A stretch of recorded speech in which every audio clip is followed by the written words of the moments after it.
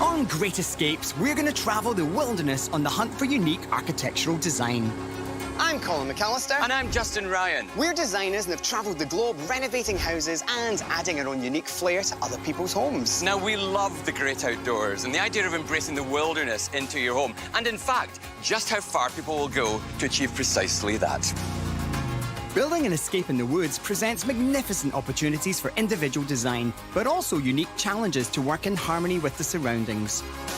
Add to that an extreme climate, from blistering hot summers to teeth-chattering winters, and these escapes must combine splendour with functionality.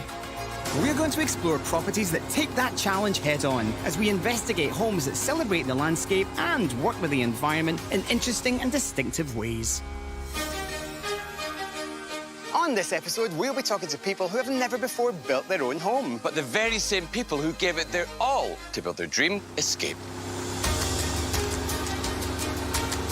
One first-time builder spent a year surveying his property looking for the perfect view before even breaking ground. Wow, come on. You know, some properties just stop you in your tracks. Another drew on family history and local heritage before building their very first dream home. Everything's big about this property. And our last first-time builder decided to take the simplicity of condo life and transport it into the ultimate off-grid oasis. I love the realisation of a dream when you know what you want and you go out there and you jolly well get it.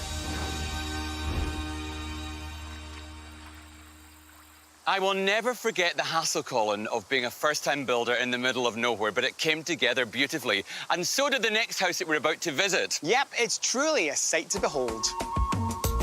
We've all heard the mantra location, location, location. Well, this impressive 2,400 square foot escape, known as Black Birch, takes full advantage of its placement and sits naturally amongst the trees as if it's always been here. One of the key elements to a great building is the way it sits on its site, to take advantage of the sun as it moves through the sky, and of course the breezes to cool the interior.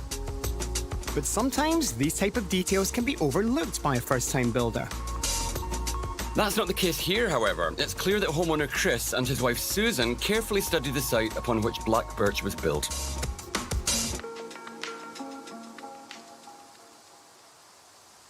Wow. Wow. Well, I know why it's called Black Birch. Yeah.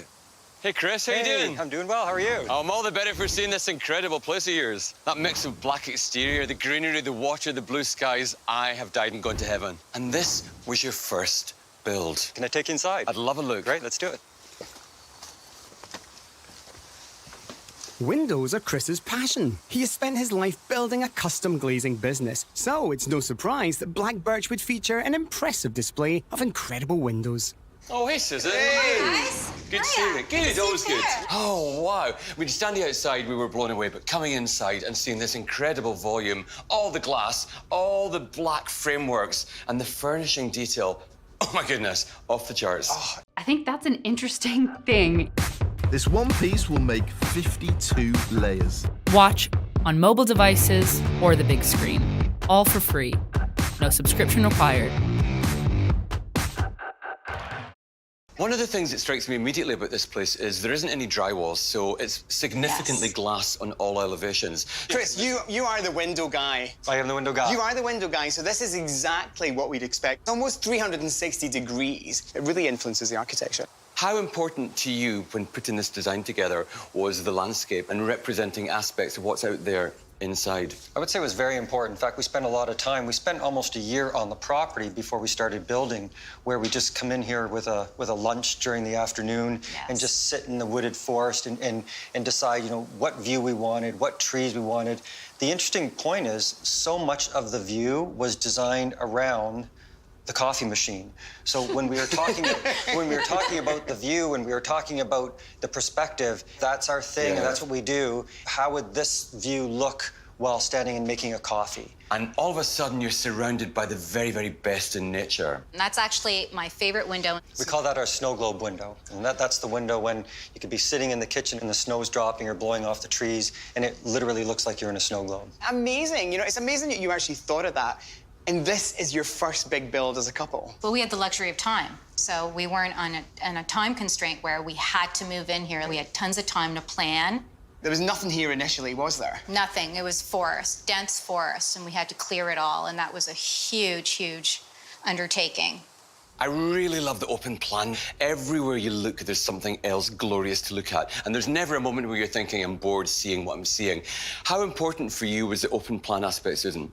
Very, very important. We have a lot of family up on the lake and a lot of friends. Do you throw a lot of parties? Yes, we do. I can imagine. We do. We have great parties up here.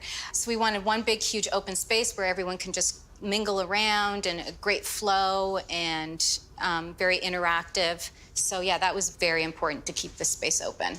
I think part of the planning was we really wanted two separate environments. The main living area is very bright, very open, and very tall, whereas when you go into the bedrooms have a very different feel. The bedrooms are a little bit smaller, a little bit darker, and very quiet. So it's really and truly a retreat.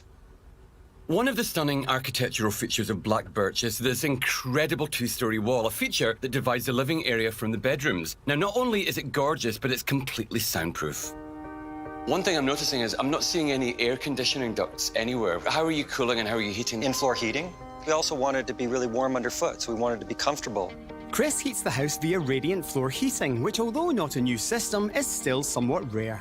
Radiant floor heating is a system that injects heat into the floor. The radiant floor heating is transferred to the floor through liquid in tubes.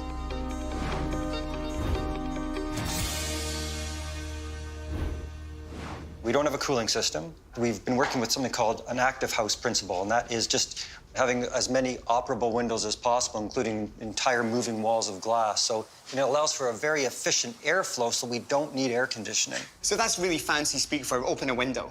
Pretty much. Yeah, clearly. How do they actually work? Would you like me to show you? Yeah. Okay. It had to balance between as big as we can get, but not so big that we couldn't handle it. Wow. And they are just seamless. You know, that is so simple to do.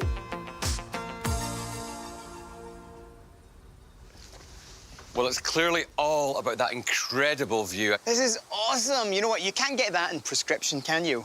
You know, that feeling, that sense of connection to water, and that wonderful feeling of tranquility you get. And you never tire of it, because it's always changing. So we could walk down here in the morning, and it could look completely different, and the sunsets are completely different again. So it's never the same. You could be in the same spot, but never get the same view.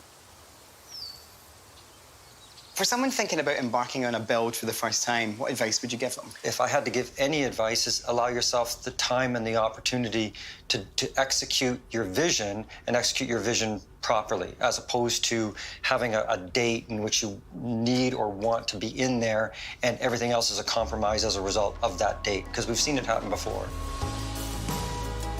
Do you know, it's all about the relationship between the building and the location. Everything just works.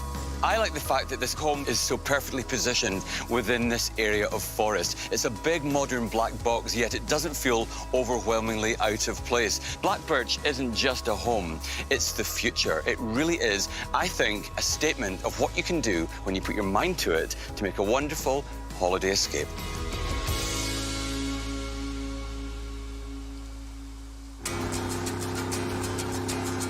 It was the Roman engineer Vitruvius who wrote that the three principles of good architecture are durability, usefulness, and beauty.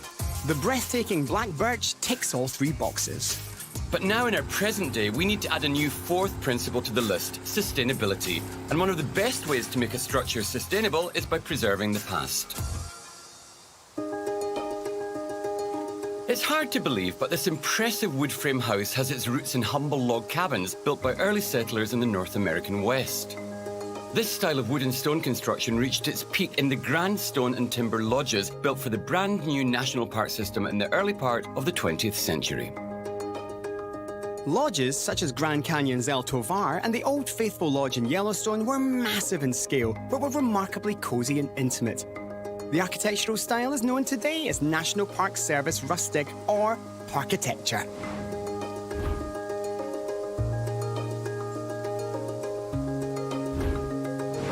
Okay, don't worry, Justin, it's not a prison. These walls used to be part of an old cooperage, and that, of course, is the place where they would make the barrels for whiskey and wine. I wonder if they've got any whiskey left indoors. What do you reckon? I think we're going to find out. This massive wood-framed house stands at 4,850 square feet and is the brainchild of couple Steve and Renee, who were attracted to the property because of the ruined remains of the old cooperage, which occupied the site from 1933 until the early 1950s.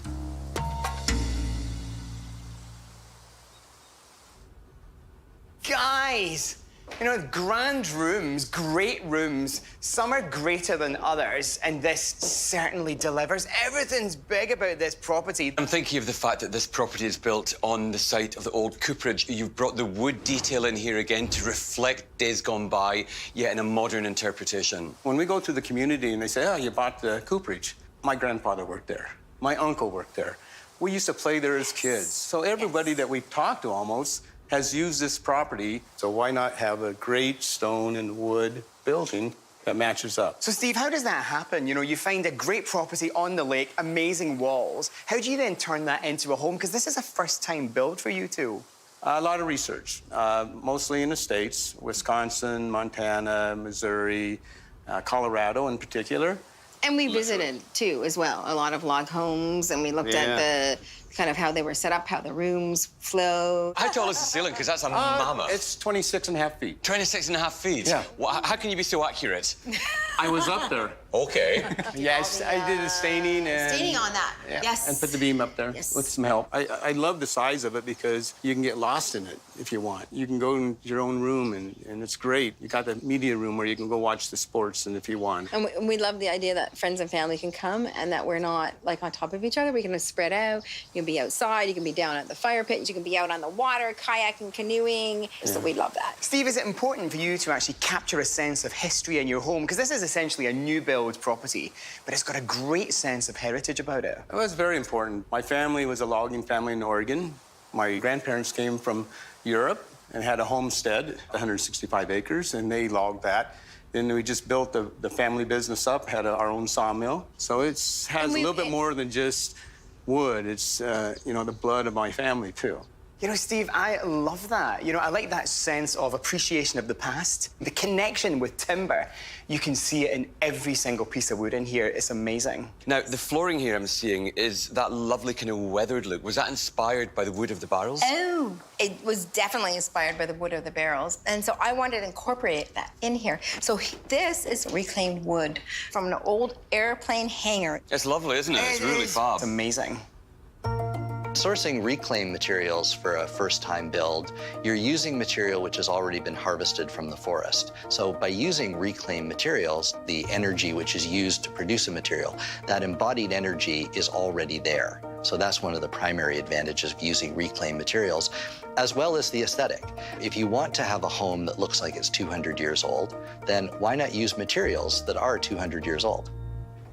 So this room here, I call Cozy Cabin. Okay, I can see why. I wonder why. You know, it feels like a cozy cabin. You know, the timber is beautiful. The bed is fantastic. I love the antique-style bedstead. And then we have the balcony where we can sit outside and we can look at the lake in the morning and have our coffee. Isn't it self-indulgent to have an amazing space like this where the two of you can be together and it feels like the rest of the world just doesn't exist?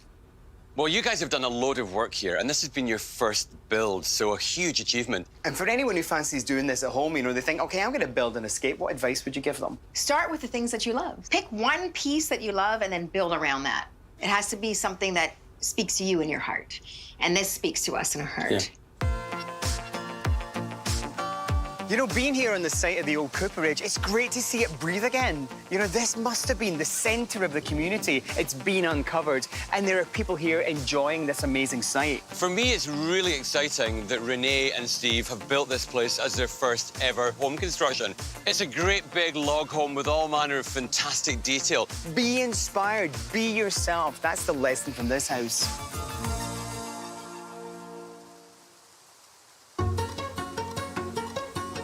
It's the job of the architect to turn their client's vision into reality, and it takes a skilled architect to bring a first-time home builder's dream to life. Black birch is the perfect synthesis of client vision and architectural skill. The cooperage echoes the heritage of the site upon which it was built. But sometimes a builder's dream is so specific they decide to be their own architect. We love the simplicity of condo living, the clean, contemporary lifestyle, the feeling of a reduced amount of clutter. It's so de-stressing and makes for a way better life. Yeah, so why not bring that feeling into the country? Simon and Bram have lived all over Europe and North America, but decided to settle in the country to build their dream home because of Bram's childhood memories of attending camp in the area. When a large waterfront lot with a massive shoreline became available, they snapped it up. And Bram was off to the races, designing the off-grid home of their dreams.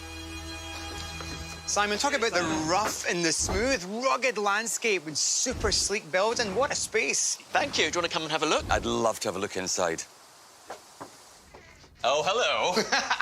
You know, it really is exactly like a condo. It's like a slice of a tower block by the lake. That's the idea. We loved our condo in the city. We thought we'd create something just as livable out here. Well, you've clearly done that. I love the realisation of a dream when you know what you want and you go out there and you jolly well get it.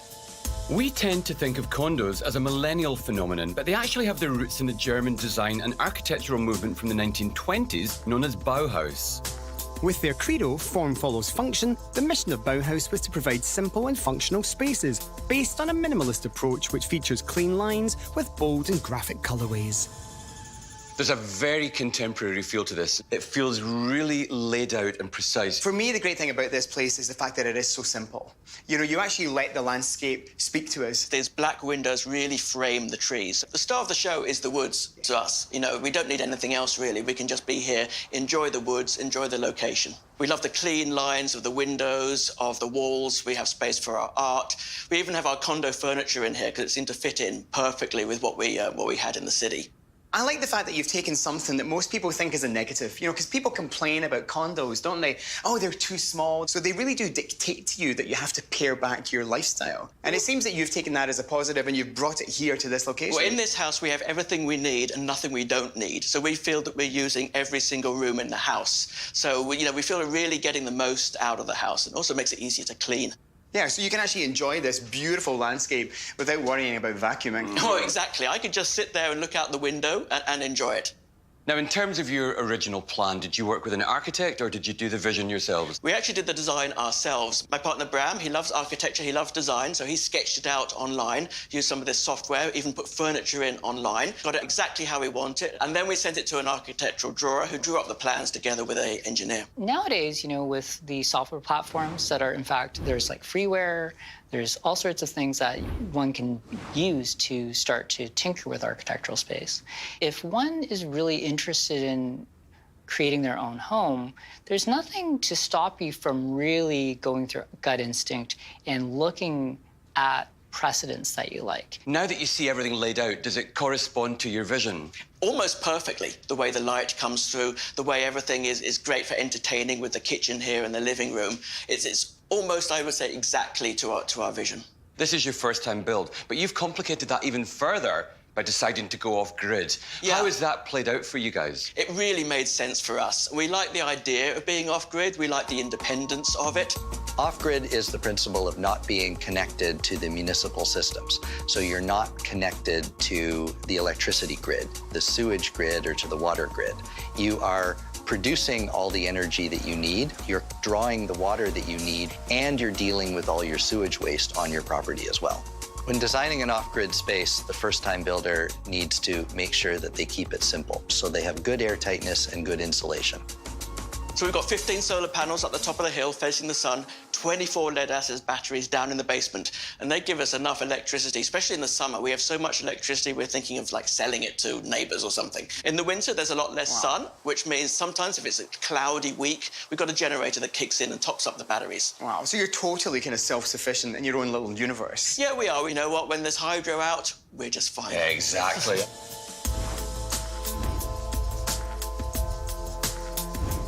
So it all sounds great, it all sounds really positive, but come on, be honest. During this first-time build, it's not like you're in the city, in the suburbs. You're in the middle of nowhere. That must have been really difficult. We're in the middle of nowhere, and we're on a very steep hill. Yeah. So that was difficult. And then, you know, we're in the middle of winter building. It's not always easy. Sometimes it's hard to get in here. First of all, we had to sort out the drainage. All the water seems to want to come down right here where the house is and right down where the bunkie is. It's a very steep slope down to the lake. We have to climb that every day. So did our contractors have to climb all the way up and down like 15 times in a morning. You'd have legs like a mountain gazelle going up and down that particular precipice. One reason why we chose this lot is because it has 500 feet of waterfront and 6 acres. So it is isolated. That kind of land is hard to find around here, and so although it's a challenging lot with the hill, we chose to buy it. So you very successfully championed small-scale living. What is the actual square footage? So the actual house is 1,250 square foot, plus 100 extra for the covered patio out there. So how many bedrooms do you have in here? We have 2 bedrooms, but we also have the bunkie. We decided to keep this house up here just for us, because it's nice to have guests, but sometimes you want them to be a little bit distant, so that's why we've got a bunkie down by the lake for the guests.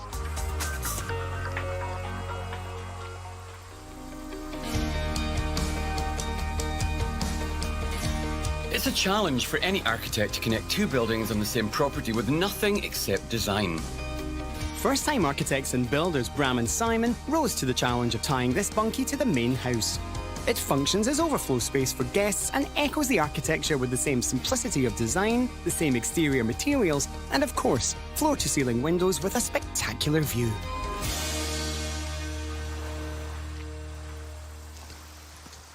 So, this is the bunkie. Yep, there was a bunkie here, but we decided to take it down and build it on the footprint. Whoa. Oh, this is wow. This is just unbelievable. The view, you know, nature, its purity, its proximity. I really like this because it kind of serves all requirements. A little living zone here, somewhere to prepare drinks, bit of a snack, bed zone around the corner. It's got it all. You can be very comfortable here. You know, you could stay here all day. You've got everything you need. You can just enjoy the lake and then come back here in the evening. You've really considered its placement and how it affects the topography. And we also considered its relationship to the house at the top of the hill, too. We kind of call it big box, little box. Right, so there's a family resemblance. Right, exactly. I love it. I like the use of timber in here, you know, because you do blur the lines between the forest and the inside, timber floor, timber furniture, the kind of very pale timber on the walls. It all seems to work. You know, nothing is too painted. It's all really natural in here. We took a lot of our cues from what's around us. So a lot of wood around us, a lot of greys of rock around us. So it makes you feel like you're part of nature. I'm going to say it right now. I think I'd rather be here. I'm thinking of moving down here, actually, myself. So what was the most successful thing about this? You know, for 2 first-time renovators who have come from the city to a rural location. I think this bunkie actually is it. You know, where else do you get a place where you can hang out so close to a lake? And this is just an oasis for us. You know, I love it when opposites come together and create something positive, because this shouldn't work. But it does, you know, you've got this super smooth, sleek building and this incredibly rough landscape, but it all works. It's amazing how time changed. You think in days gone by of off-the-grid living and you think of a real kind of hippie commune. You know, producing your own power is super cool now. It's about being self-sufficient. It's about not putting a drain on resources. And it's about just taking control of your own destiny. I think it's hip, not hippie.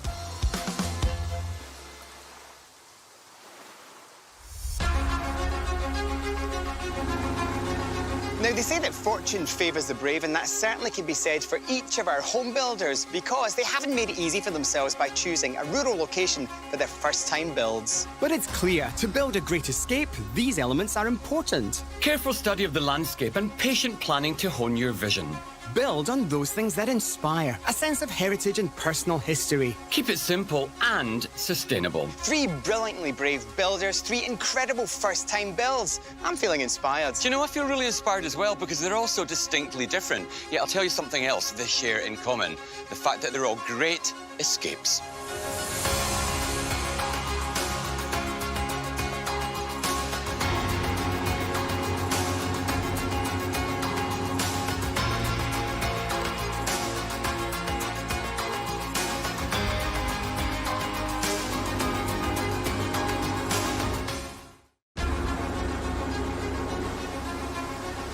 On Great Escapes, we're going to travel the wilderness on the hunt for unique architectural design. I'm Colin McAllister. And I'm Justin Ryan. We're designers and have travelled the globe renovating houses and adding our own unique flair to other people's homes. Now, we love the great outdoors and the idea of embracing the wilderness into your home. And in fact, just how far people will go to achieve precisely that. Building an escape in the woods presents magnificent opportunities for individual design, but also unique challenges to work in harmony with the surroundings. Add to that an extreme climate, from blistering hot summers to teeth-chattering winters, and these escapes must combine splendor with functionality. We're going to explore properties that take that challenge head-on as we investigate homes that celebrate the landscape and work with the environment in interesting and distinctive ways. Now, when you're trying to escape the city, there is nothing like jumping on a boat to make you feel like you are truly getting away from it all. And for some people, a boat is the only way to reach their great escape. On this episode, we're looking at the trials and tribulations of building on waterlocked properties. We'll meet one architect whose remote water access cabin blends seamlessly into the landscape. I think it's fantastic that we're standing here and we actually can't really see your property. It was important to me to be really quiet, for the landscape to dominate and for the building to recede into it. Another who set out to build an off-grid island escape with a bold yet breezy feel. Oh, wow, it's enormous. Everything is challenging about a water access place. Yeah. Every single piece has to come by hand at some point. And lastly, a secluded property that prioritises letting the outdoors in, using the forest as its hallways. Come on, look at this place. Come on.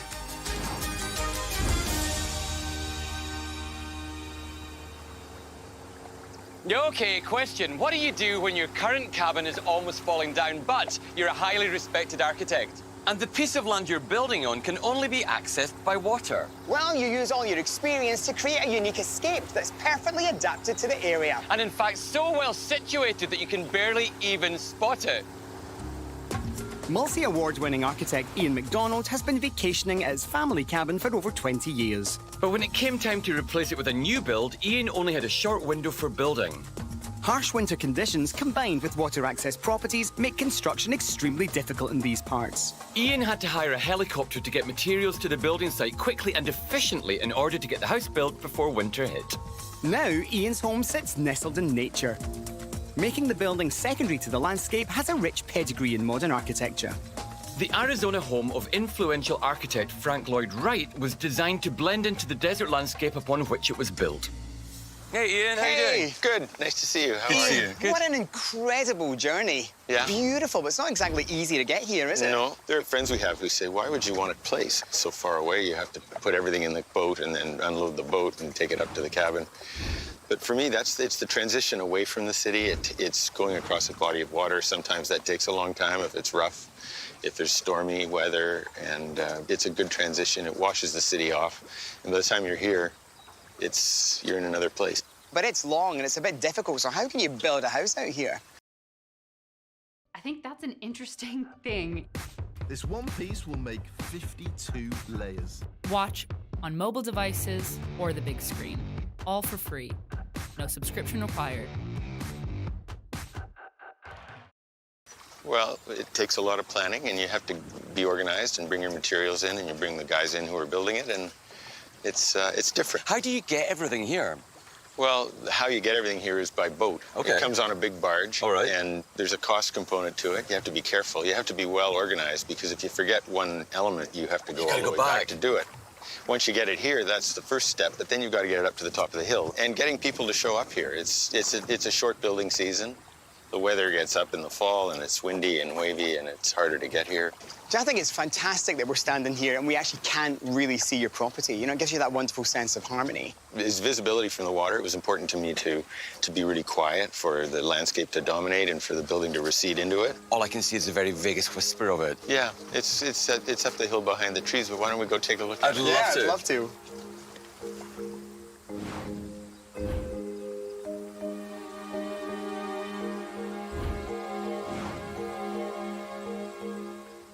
Oh no, this is fantastic, Ian.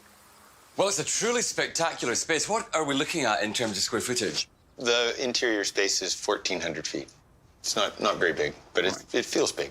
Okay, and you've got, what, 3 bedrooms here? Yep, 3 bedrooms. Amazing. I really like the fact that you've been so clever with the space, and rather than just have a corridor connecting the rear of your property to the front, you've turned that corridor into a really big working kitchen. The real effort was to minimize the footprint of the building and keep it as small as we could, so many things have double uses. Everything's quite minimalist in here. You know, even the window dressings are minimalist. Yeah, this is a very warm site in the dog days of summer when there's little wind, and so we've got a number of things we've done, strategies to make it cooler. One of them is blinds that are deployed on the outside. These things drop down on the outside and stop over 90% of the radiant energy from getting into the house. So it keeps it from getting hot in the morning. There's an irrigated green roof on top, which keeps it cool during the day.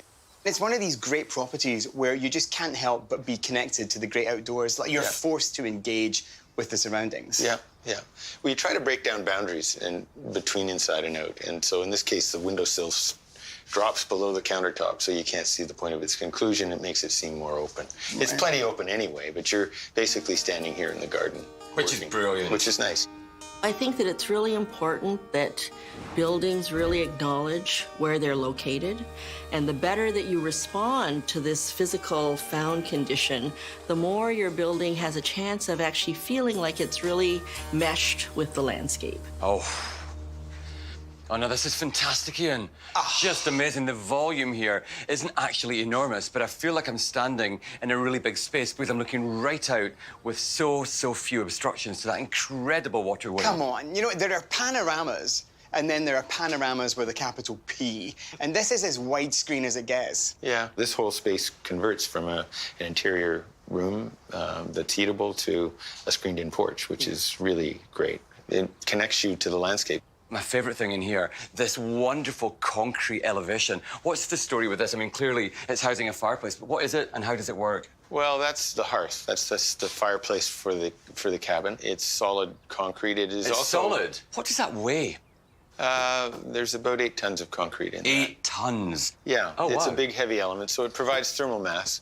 There are 2 wood stoves throwing heat into it, and it warms up during the day. The fires can go out, and that's giving heat back to the cabin for 24 hours or so after that. So it evens out the cycle of, you know, warm, cold, and makes it easier to heat. A job very well done. Thank you. I think this is a total dream property. Ian has done what can only be described as a remarkable job with this. It's a clever observation of what will happen if you plan every square inch perfectly. It's blended and blending into the scenery so perfectly that it whispers rather than screams designer. So to meet an architect who's obviously created his own home, it should be that to the power of 10. This is Ian's DNA. It has his signature on every single piece of wood. It is his wonderfully calm personality personified in a building.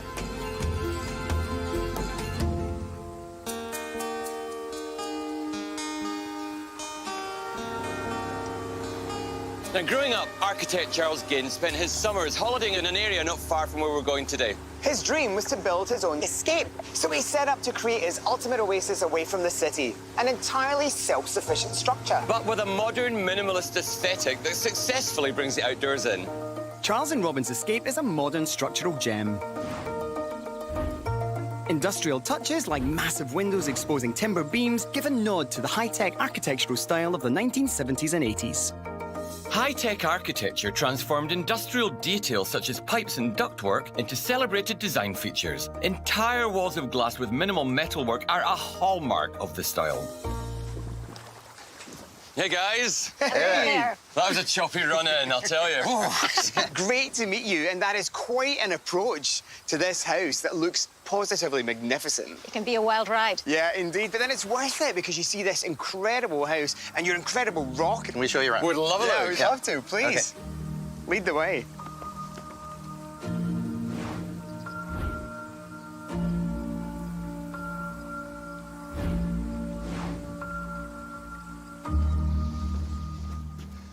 Oh, wow. Oh, my word, it's amazing. Blimey, it's enormous. It's huge. First thing you see when you walk in here is everything. So how do you go about creating a property like this on a piece of ground like this? We saw the property for the very first time in December, covered in ice and snow, took a leap of faith and decided to buy it. And for the first 2 or 3 seasons we were here, we had a dock, we had a canoe, and we had a tent. And you lived there? We just camped. We did. Wow. Yeah. And then we realized the best spot to be during the day was up here. There was an amazing natural depression. We thought that's where the main entry will be. So the cottage spans over, you enter under the cottage, and the bedrooms are underneath. Wow. So the actual rock surface really dictated the shape of this property. Yeah. As you view the property from the water, you see it rising from left to right. It works precisely with the elevation of the rock. Any landscape you come to, you are looking for the elements that make a good domestic space. Liabilities can be your best friends because they tell you what you have to do. That's what makes the building go from building to architecture. It really does give you something profound. You're on a glass bridge from the land to the air. Wow, because it feels like a lookout, because you get up here and the first thing you see is the fact that we're actually almost in the canopy of the trees. We're at the treetops. And then I love the fact that you can actually look in every single direction and see something. It's all solar run, too. Right. How easy is it to live a life essentially off the grid? Remarkably easy. And quite frankly, the hydro up here isn't super reliable. So a storm comes in, downs the lines, and some of our neighbors can lose power for 2 or 3 days. And that doesn't happen with to your us. microwave and your irons and your hair dryers and all your devices. We're good. Yeah, you're good. How many square feet altogether do you have? So we've got about 2,000 square feet of living space and about 2,000 square feet of windows. Oh, fabulous. Yeah. These are really impressive windows. It's just the amazing size of the glass. They're 6 feet by 7 feet. So 2,000 glorious feet indoors. What do you have outside? Let's show you. Okay. Guys, you know, it's challenging weather up here. It's July. It is kind of blowing a little mini storm. So it must have been hugely challenging to build something like this on land like this. Everything is challenging about a water access place. Yeah. Every single piece has to come by hand at some point. For sure. You have to be organized in advance. You don't want to be building as much on site, so you want to prefab as much as you can. The wood was all pre-drilled, connections ready, so that when we got on site, you just put it all together like a big Meccano set. Can you give me some of the big challenges? Let me know some of the things that might have been issues that you've had to contend with. Well, one of the big challenges was getting concrete out here. And concrete has to come on a barge, and it had to go on a 3-hour barge trip. So they told us, by the time you get here, you only have an hour to spare, and then the concrete would be hardening. So it was a mad dash, and then it had to get pumped fast. So that was super challenging. Right, so if you miss that hour, then you're screwed. Yeah, and you got 2 concrete trucks sitting on a barge. No one wants to lose a concrete barge. No, certainly don't. Yeah. That's not in your economic plan. Exactly. Yeah. I think your plans would be sunk, literally. Of course. But getting all the materials here, everything had to be hauled up by hand. We had a little mini mobile crane. And we actually had people come in and lived here for a week, putting on all these windows. Right. And they were cooking chili all day long on a hot fire. What a memory, what an incredible memory. Warm.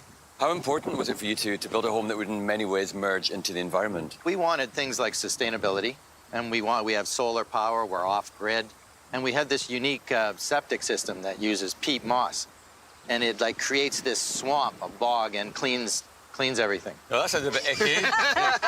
Wow, We won't take you there. No, let's not look at that. It doesn't have to be pumped. It doesn't out or have to be anything. pumped, and it should be good for 20 or 30 years. What makes this so special to you guys? It's a refuge, the place of quiet and peacefulness. Boy, did you ever get it right. Thank you. Thanks. So it's bold and it's breezy, but self-sufficiency actually can be sleek, sexy, and sophisticated. It's a completely brilliant home. I love its architectural mix of stone, glass, and wood. And oftentimes, when you look at that big mix of slightly industrial with bags of metal, it can be a little austere. But that house is the opposite of that. For all its modernity, it's a really comfortable place to retreat. I could live in there. Of course, the burning question, Justin, is are you organised enough to have a water access-only property? Well, for many people, that mightn't be the ideal, but for Robin and for Charles, it's absolutely perfect. You know, it can be a difficult journey. You know, this property is waterlocked, but I think it's totally worth it.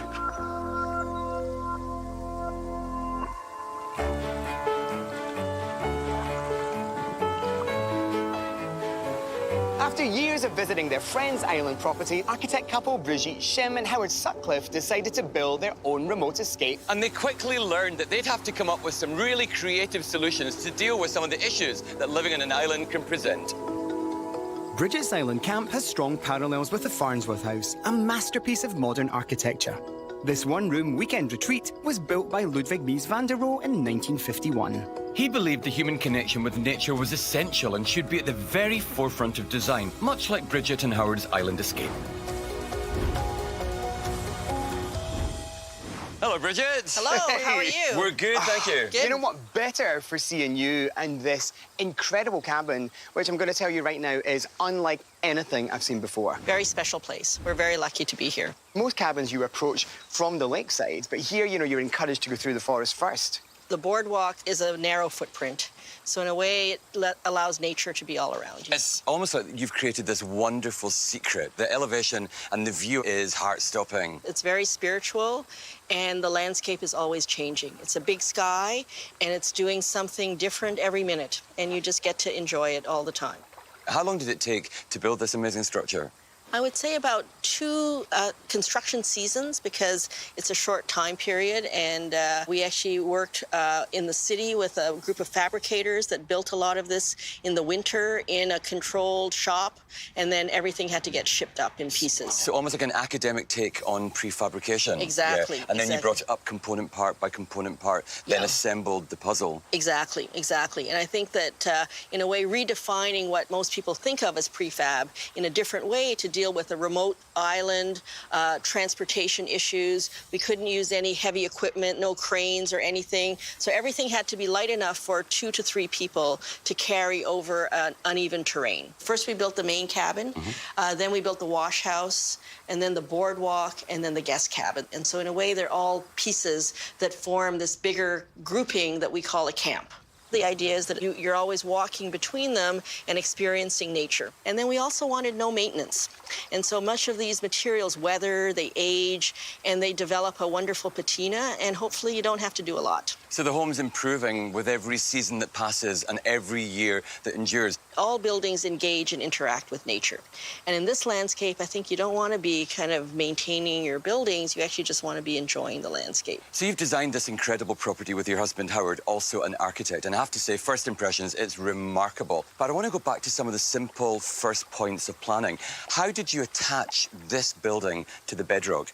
So typically, most people would pour a concrete footing that would be anchored to this amazing billion-year-old rock. Geology at its absolute finest. Unbelievable. So we actually drill into the rock to anchor a grid of screw jacks, and they can be leveled, and that creates the superstructure that everything else is built on. You could anchor screw jacks in with a couple of bolts, I imagine, and they'd be secure, and you'd just be touching the rock. So the rock gets to run continuously through, so the building is distinguished from the landscape. The landscape is continuous. You're not interfering with it or cutting into the rock in any way. It was really just a kind of reverence and respect for the landscape that we're in. I'd love to have a look inside. Please, come on in. Oh, yes, thank let's you. go.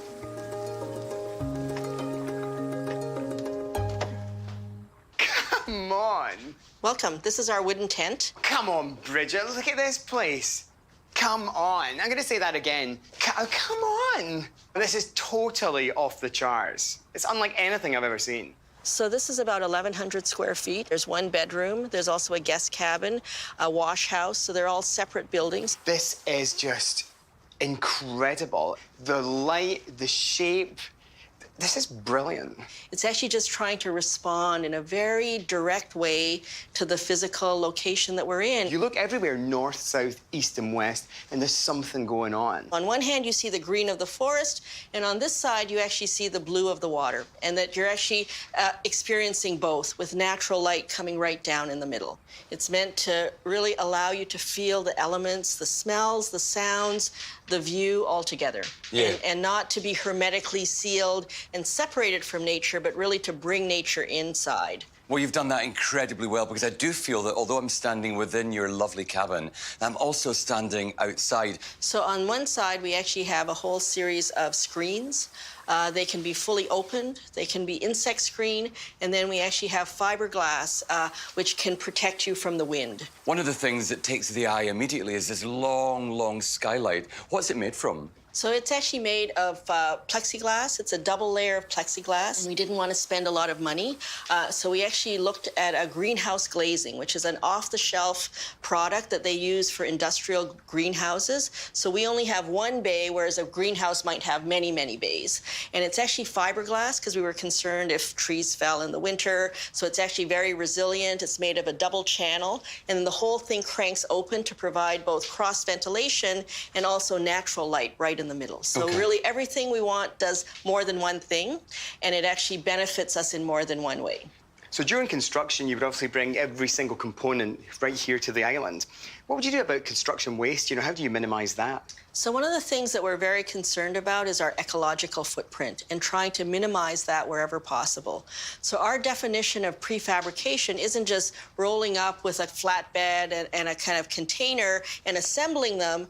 All of the kind of elements for the floor, the walls, and the roof are actually what are called SIPS panels, structurally insulated panels. They were built in a millwork shop over the winter, January, February, March, and they were 4x8 sheets that were insulated, had finishes on them, and then shipped up by a barge from the marina to the island and then carried to the actual site by 2 people. So in doing so, we kept our material waste to a minimum.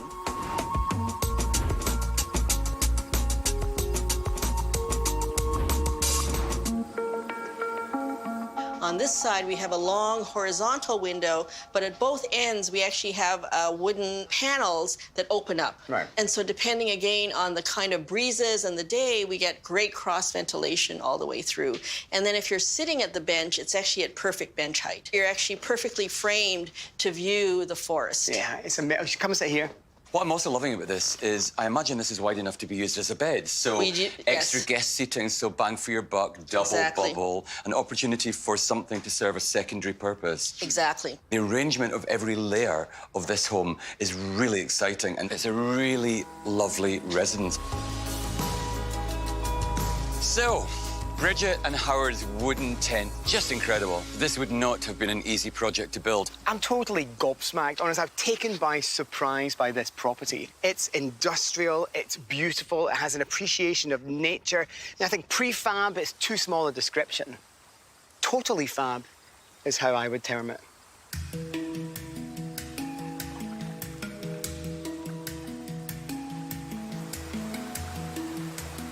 So 3 examples of architects designing and building water access properties for themselves, which is a huge commitment. You're taking on potentially a whole load of extra expenses, so you have to really plan every last detail from the first moment of conception to make sure that your plan comes together without killing your budget. So, starting off with the hidden cabin, home of architect Ian MacDonald, who set out to make his home almost invisible as viewed from the water. For him, his build was all about merging with nature and retaining a huge degree of privacy. 1,400 square feet used beautifully. House number 2 is the monument cabin. A minimal impact on the environment was really important for Charles and Robin, so they set out to be off the grid wherever possible. Solar panels, peat moss toilets, those things, while they mightn't sound enormous, give you a really big return in terms of not impacting the environment. And finally, the Island Camp home. Now, Bridget told us that their plan for this property was that it should feel like an indoor tent. And I understand what she means. You know, people talk about bringing the outdoors in, but do they really talk about just interacting with the outdoors? You know, by having 3 separate structures that aren't joined, it means that the ground between them is as important as the structures that are placed on them. So, in a nutshell, 3 very different water access cabins. However, they all share one fabulous thing in common. They're all great escapes.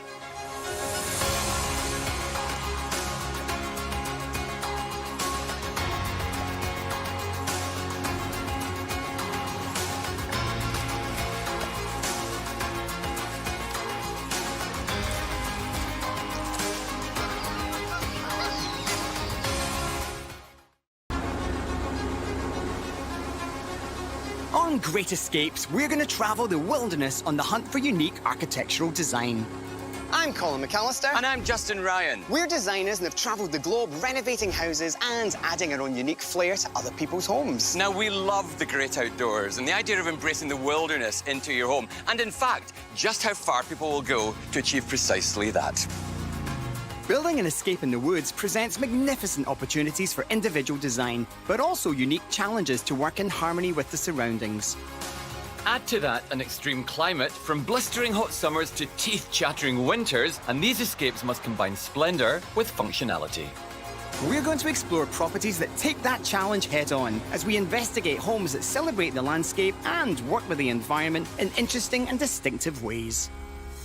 You know, we talk about escaping the city. How about totally immersing yourself in nature? Well, that's a really lovely observation. And I reckon as human beings, it's our responsibility to learn how to live in harmony with the great outdoors, which is what we're going to be looking at today.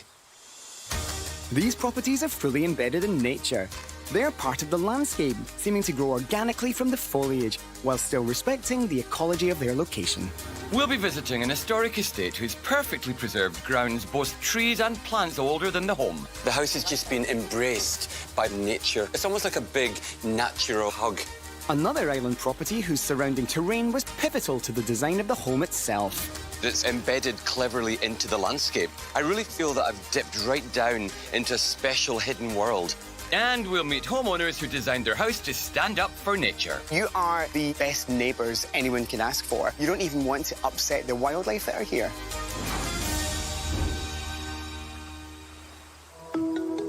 Oh, come on, let's be honest. Who wouldn't dream of wandering the meticulously maintained grounds of a century estate, especially one on its own private island? Complete with a 16,000 square foot, 14-bedroom manor. This is more than enough space for all of your friends and family. No, that sounds like heaven and earth, Colin, but for most people, it's got to be said, that would be little more than a fantasy. But for our first homeowners, they turned that dream into full-blown reality.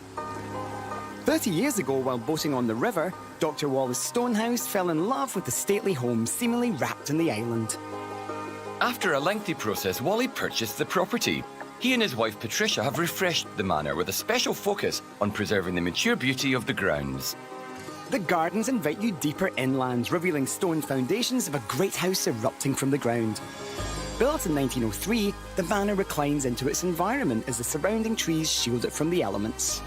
The veranda is the vantage point from which to truly appreciate how the house is rooted into the island. Guys, so fantastic to meet you, and thank you for having us in this pocket of paradise. This place is unbelievable. There's something about this that feels so incredibly welcoming. How long have you had the property for? This is my 32nd year that we've been here, so it's been a good friend for a long period of time. You know, there are island houses out there, and then there are grand island houses. This is definitely grand. A house like this, you know, you become a custodian, not an owner. You're looking after it for future generations. That's a very good terminology, the idea of saying you're a custodian. The house has been here 116 years, and you try to make it as original as possible when you redo it. It's like fixing an old classic car. So you're a bit of a preservationist then. You've taken everything that was here before and made it relevant and useful now, and you've reworked the old flower beds, the pathways, all of those old links from one part of the property to the next. It's an incredibly beautiful house. The island is magnificent, and I love the way that it sits in nature. The planting is really natural. It enhances the whole experience. What's your favourite part of the house? Definitely the veranda. It's just so comfortable to sit there and relax, and you look out over the water. It's protected. We live on the veranda. May we go up and have a little wander? By all means. Certainly. Verandas, as we know them, are an architectural feature brought over from England to the New World in the 1600s. A refined way with which to enjoy the outdoors without being a slave to the harsh elements. Now they're a staple of domestic architecture worldwide. Days gone by, I'll tell you what, it's like walking through another time era. The gardens are so lovely and traditional, as is this incredible veranda. You must spend all your time in this spot. We do, especially in the corner over there, which we refer to as Wally's Corner. We sit there all the time. It's our happy hour place. We spend all our time outside dining. It's really obvious as you walk around that somebody has really lavished a whole load of love on this place because the horticulture is fantastic. Obviously, you're working within the framework of the trees that have been here for hundreds of years, but you've enhanced that with incredibly well-planted shrubbery. It's almost like a big natural nature hug. The house has just been embraced by the landscape. I just like to put white flowers everywhere, lots of greenery, you know, make it look natural without being too formal. I think it has to be a little rugged. Plus, it would be very hard to keep it real manicured. The whole idea of building buildings that were summer only, that took advantage of shade, breeze, access to water, to create a cooler environment for people to enjoy, began in the 1880s. People wanted to enjoy the summer weather and not be caught in the urban environment.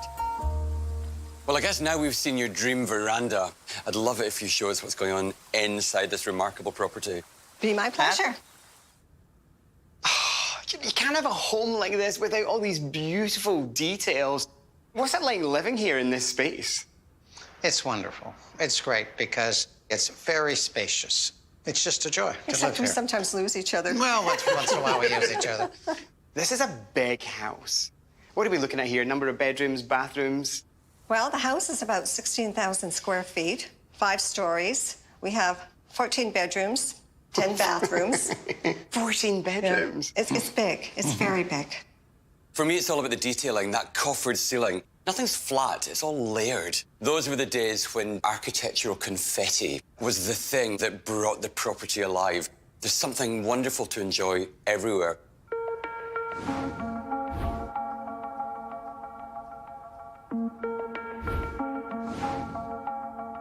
Classic just lasts forever and never goes out of style. It does. It really does. Like, we haven't changed very much here. So many of the things are the way they were 100 years ago. So we've just, added some paint and cleaned things up a bit. That's really about it. How do you actually express yourselves and make it your home? Well, I think a good example would be the kitchen. About 9 years ago, we decided to redo the kitchen. I think that's an interesting thing. This one piece will make 52 layers. Watch on mobile devices or the big screen. All for free. No subscription required. We lifted 2 layers of linoleum up to expose the wooden floors. We maintained the original cabinets from when it was built. We didn't want to put some glitzy kitchen with chandeliers that just wouldn't work here. We try to keep a lot of the features, but modernize it so that it works for us. It is a summer house, and it has this great sense of summer. There's loads of glass. The connection to the outside is amazing. And modern architecture strives to do that. But it's nice to see that even back in the day, they managed to achieve that, and get a balance between something that feels incredibly ornate, but kind of recedes into the background and gives you the sense of being at one with nature. This house is going to mature as beautifully as the nature that surrounds it. We hope so. When you're living in a home that's of historic interest, you've got to be really, really careful, or you can obliterate all the things that give it its actual interest to start with. I actually think that this house contributes to the beauty here. The owners are custodians of a beautiful temple of the past. They don't want to upset a natural rhythm that this house has been on since the day it was constructed. And that feels to me like the true meaning of this house being embedded in nature. It's here on this beautiful island. It will age and mature just as the trees will. Effectively, what they've done is create the ultimate dream home.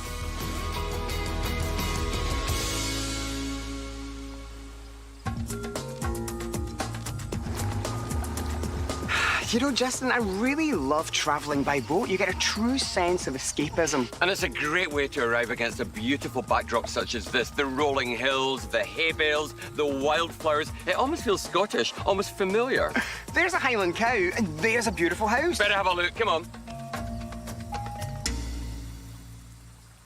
20 years ago, Kevin and Carol needed a little more nature in their lives, so they decided to build a waterside vacation home. A young, up-and-coming architect firm caught their eye, and together they designed and built an escape to highlight the pastoral plains upon which it sits. Well, it's an amazing place, Kevin. I love the location, but the house is just such an automatic visual draw for me. Just seems to fit perfectly into the landscape. There's that beautiful greenery above, and then you've got that incredible line of concrete. It's like your architect has just drawn a line through nature and set a rule. Yeah, it is quite impressive. And the building itself is quite relaxing to live in, but it's also quite spectacular to look at as well. It's a feat of engineering, but it's also embedded cleverly into the landscape because of the coloration and the fact that there's a living roof. I want to know about the practicalities of a living roof. What kind of upkeep does that take? It's not too bad at the moment. It needs weeding once or twice a year, but other than that, we don't go up there at all. I love that, you know, because this man-made structure suddenly becomes a living entity.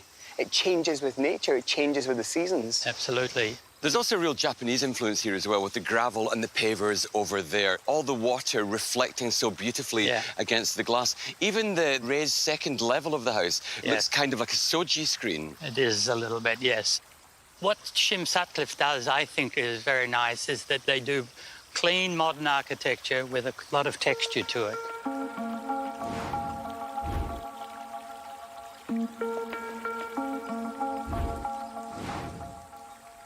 I like that there's a sense of privacy out here, because we're almost in a dip. Was this natural, or did you landscape it that way?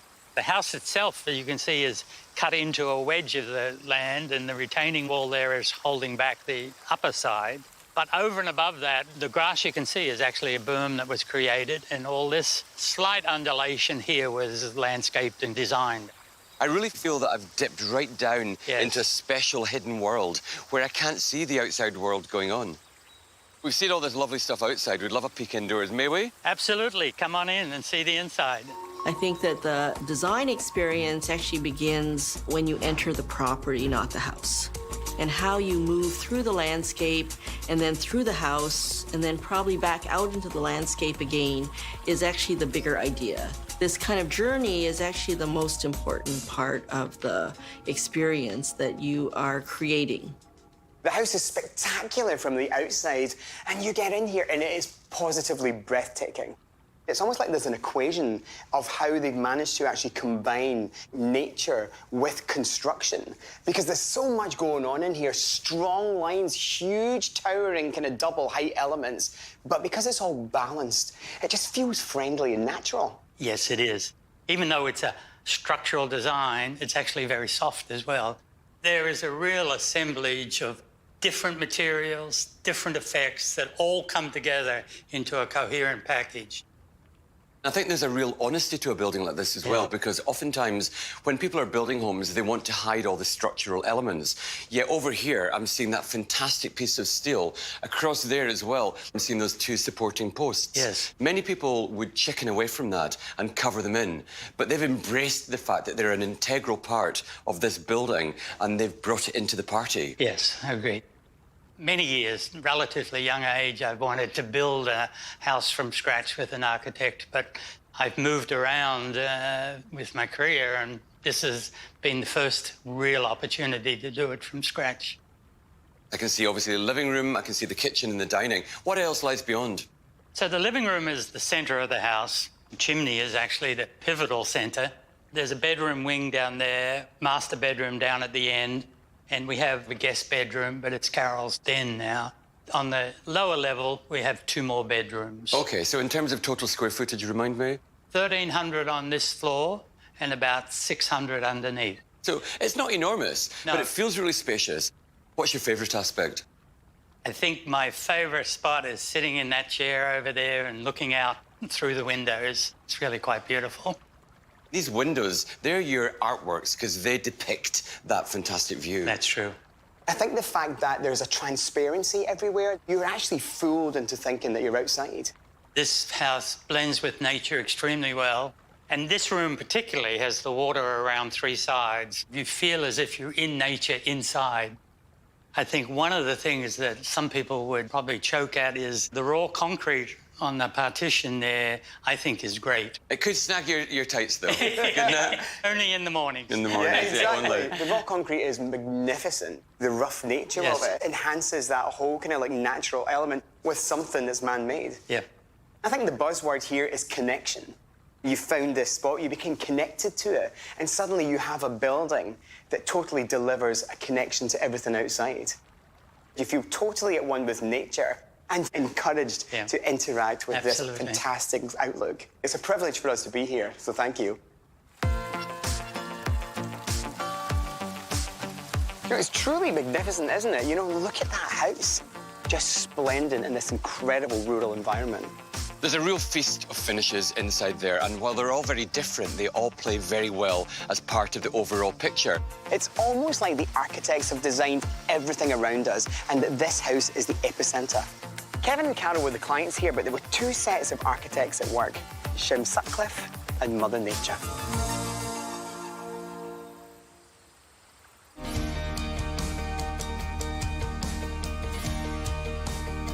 Now, this next property was designed to seamlessly blend with the island landscape. The owners were meticulous about every detail, even down to preserving the habitat of the frogs, turtles, and snakes already living on the property. Now, that shows dedication to the environment. Peter Schneider and Richard Almonte had a vision to create a retreat from the city that acknowledged and respected the land upon which it stood. Their house was built to rest gently on the land to allow local critters to pass through unimpeded. This architectural feature is not dissimilar to the marsh houses of Thailand. Stilt houses actually have prehistoric roots. Some date back earlier than 10,000 BC. Many early settlers were on the shores of lakes, so raising the structures up protected them from flooding, made for easier fishing, and also provided security. Still seen in coastal regions around the globe, houses on stilts have practical benefits, but today they can even elevate the architectural dreams of nature lovers. Look at you two. Look at you three. You're like a Bond villain. Lucy. Who's This is Lucy. She's a gorgeous girl. Guys, you've got an amazing cabin. Tell us a bit about the background. When we bought the land, it was vacant land, and we said to the architects we want something very simple, like a square with a triangle on top. I wanted it to not elicit too much curiosity. So when you drive by, it just looks like a large shed or barn or other white structure on the island. Sure. Now, standing here and watching the lines, I can see it's slightly raised off the ground. Why have you got that extra elevation? Practically speaking, building a house on piers is an easy-ish way to build a house, but also it has the benefit of allowing the wildlife to go through. So we've got a turtle nesting area across the road. We've seen fox. We've got snakes that like to live under the deck out front. So we just want it to be friendly to the landscape. That's amazing. So literally, you are the best neighbours anyone can ask for because you have a discreet building that blends into the environment. You don't even want to upset the wildlife that are here. No. We want to be friends with everyone. Which is a great way to look at it as well, because at the end of the day, you guys are living in their world, aren't you? Yeah, it's not the other way around. You know, it's just beautiful. It's so simple. But then you stand back, you know, and having the little cutouts and the kind of areas in there really makes a huge difference because suddenly you're aware of how sophisticated it actually is. There's a lot of complexity going on. Like we said, we want a covered porch. We want a large storage area, accessible from the outside, and no outbuildings. Nothing beyond that original shape. Do you know, it's the long lines that are so appealing. You know, you stand here and it seems like the building just goes on forever. You've got to know what you're doing, and you've got to plan every little detail of it to pull a project like this together. Well, and I think that to achieve the simplicity requires a lot of work up front. Yeah, and discipline. Less takes longer, doesn't it? We took our time also. I mean, what you see here didn't go up in 6 months. A lot of people want to spend as little time as possible on building. We had the opposite philosophy. We were like, let's build it over 2 to 3 years, and let's take our time, and let's make sure that we get it right. Yeah, and live in it a couple of seasons while it's being finished. So you can adapt things if you see fit during that build process. It's unusual to see the pale wood siding as well, because most people go for a darker wood in this day. The white paneling is like a lot of the buildings on the island, the old schoolhouses, but this is actually cement. All right. Because we didn't want low maintenance, we wanted no maintenance. Ah, clever. Okay, good. That's important, isn't it? You know, because you come here, obviously, to escape the city. Yes, very much. And the much last thing you want is like a hobby farm of work. Exactly.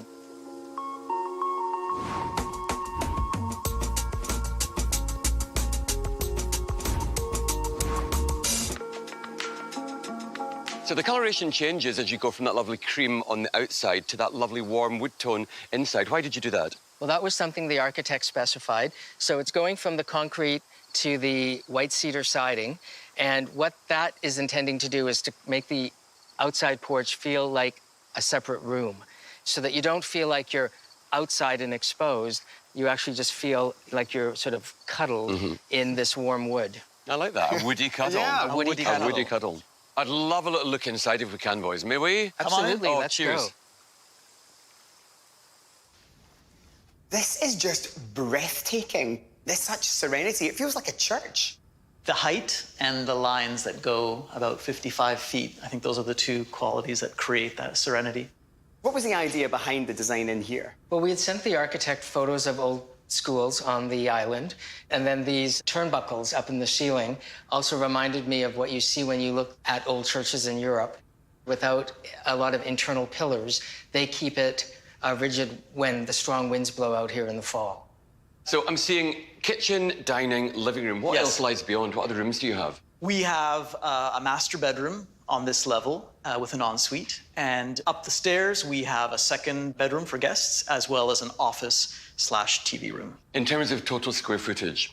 1,300, roughly. Okay. Yeah. It had to be very economical because there wasn't space to stretch, but the architects got all of the nuances in that we wanted. It's very easy to overplay a property, particularly a modern build, and end up with too much going on. But I mean this in the best possible way. There's a Spartanness to this, and I really like that. You haven't overplayed it. The main characteristic in a dwelling that you want to have more than anything else is intimate space. Space where you feel safe. And then you want a view prospect from there that situates you in that place of comfort in the larger world. That's all you need. Because you have this kind of white ghost house, you can truly appreciate the colours and textures of everything in here, which makes the smallest thing incredibly strong. What's your favourite element here? I think the view. This land was vacant when we bought it, so it hadn't been built on. No one came and tore all the trees down decades ago. And because of that, we inherited those trees, and we sort of feel responsible for keeping them, and we try not to interfere with them. The tree stock is really great. Everything about this property is about engaging with the surroundings. Exactly. I think what you've done by building that relationship is create what's essentially your dream home. Feels that way to us. I agree. Well, hallelujah. Peter and Richard clearly knew what they wanted, and when they talked to their architect, the result was this incredible, simple, but almost church-like residence. If you want to live at one with nature and the surroundings, then I think the trick is to blend in. You know, is it a barn? Is it a church? No, it's a beautiful, beautiful escape, but it seems to sit perfectly in this landscape. Clearly, Peter and Richard are animal lovers and also preservationists. Nature can still pass underneath, unaffected by the addition of this remarkable home. And that is the difference between living on nature and living in nature.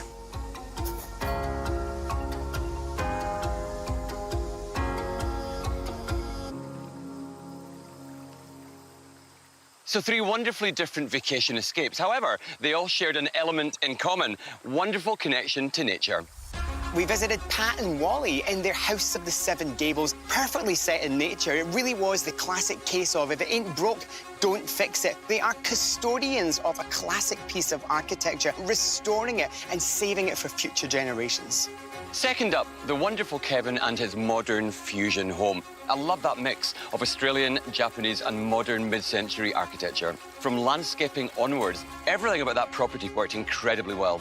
Finally, we visited Peter and Richard in their cabin in nature. It seems to float above the landscape. It's been positioned in place to actually encourage wildlife. It truly is an incredible experience. So 3 very different vacation respites. However, they all share one thing in common. Oh yes, they're all great escapes.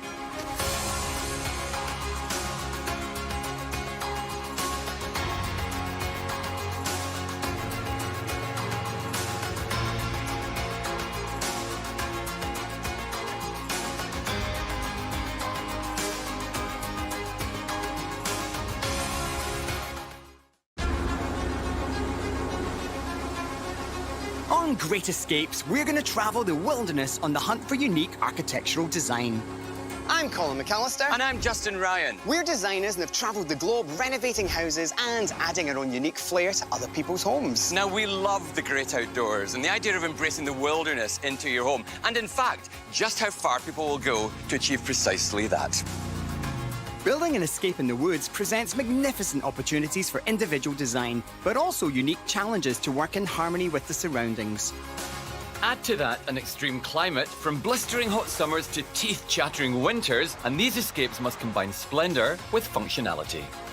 We're going to explore properties that take that challenge head-on as we investigate homes that celebrate the landscape and work with the environment in interesting and distinctive ways. On this episode, we'll be exploring what drives some people to build a sustainable or an eco-home. Sustainable architecture minimises the impact of buildings on the environment. And architects use different methods to make a structure environmentally friendly. we'll be meeting one couple who single-handedly built their own home using a book on 18th century building methods and materials sourced from their own property. This is the fruits of the forest house, isn't it? For sure. One woman who took on a dare to build an eco-lodge so at one with nature, it has a stream running through the middle of it.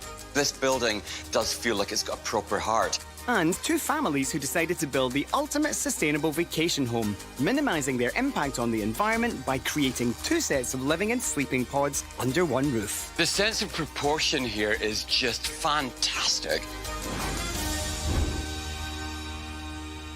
When an architect talks about the best site for a dream escape, they usually mean the view. But that was not the case when homeowners Rick and Wendy Roman found this 50-acre wooded lot. They knew that it actually had to have enough trees and stones to build their new home. Which I think takes sustainability to a whole new local level. With absolutely no building experience between them, Rick and Wendy decided to give up their city life and give homesteading a try.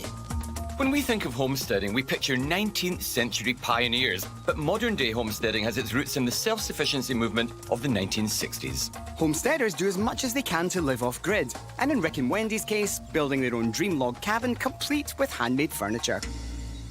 Hey, you guys. Hey, how you doing? Hi, nice to see you. You've got an incredible place here, and it's so exciting to visit. It's absolutely stunning. You've built your home using materials that you've cropped from the land. That's right. Everything here has come from your 50-odd acres. And it's a post and beam, right? It's a post and beam house. It's a construction method called pièce sur pièce, which means piece on piece. Okay. And it's a short log construction. We picked this method because we knew the two of us could actually handle the material. We were able to lift all these logs by ourselves. So neither of you actually had experience of construction at all? No. No, we didn't. No. I mean, a little painting business, putting myself through university, but that was the extent of it. And it was pre-internet, so we weren't Googling our information. We did find an incredible book which showed us some techniques to modernize the connections using routers and plywood splines and that kind of thing. While we did research and learned as much as we could from books, a lot of it was trial and error. How did you make the first step and take it from ambition to reality? We thought the key was that if we could be mortgage-free, we could have a freer life. And so how do you do that? Good way to be. You build your own house. You do. You use materials from the land. We came up on one of our vacations. We took our 2-week vacation when we were still working. Came up here in the middle of the winter because it's the best time to harvest your trees and less damage to the environment. And we cut all our trees at that point, about 150 trees. We left them in place because it was winter time. And next spring, we'd quit our jobs and we came up here full time. We bought ourselves an old tractor and we started hauling them out of the forest with this tractor. I think that's an interesting thing. This one piece will make 52 layers. Watch on mobile devices or the big screen. All for free. No subscription required. How long did it take to build a place like this? 2.5 years from the time we started until the time we were able to move in. Okay. You two had a shared dream, and you put that dream together with your own four hands. And we're still together. And you're still together. You're still after all of this time. Exactly. Yeah, I know. It's fantastic. I'm down to look inside, come Yes, would you like to see inside? Let's go in. Oh, now what's not to love? Come on. This is just incredible. Everything here is local. Everything in this house is from the land. Pretty much as much as we could. So the log walls are cedar, the beams are spruce, the ceiling is pine, the floor is birch. The rocks all from are the land. all local also. Yeah. Wow, this is the fruits of the forest house, isn't it? For sure. And based on, well, like a 300-year-old kind of like build philosophy. Yeah, that's right. We've used some techniques from the Scandinavians, which is the scribed fit. So no filler in between the logs. They fit tightly and snugly. I imagine that's given you even more work than just simply flattening the logs and laying them on top of each other. Each log gets scribed fit. There's a scriber that has a pencil on the bottom and a point on the top. The process is literally tracing the exact line of the log below it. Then that log gets turned over. It's rough cut with a chainsaw between those lines. And then we take a mallet and chisel to take it right down to the line. So in the end, there's a little bump in the log below. The log on top will be shaped exactly to fit.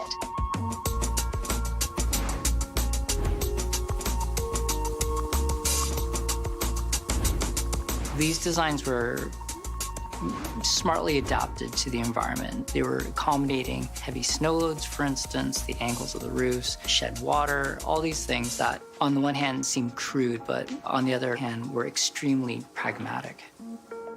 It's so exciting to look and to know that your DNA is everywhere, from the milling of the floors to the felling of the trees to making the furniture. You made all that furniture yourselves. We did, yeah. When we had finished, we had this material left over, and we thought, well, you know, let's make some stuff from it. Waste not, want not. Yeah, that's right. That's the bottom line. Clearly, you love the use of wood. I wonder, though, have you used any other materials? Actually, we have. We've got a straw bale studio outside, if you want to see it. Oh, yeah. Okay. Come on in. Yeah.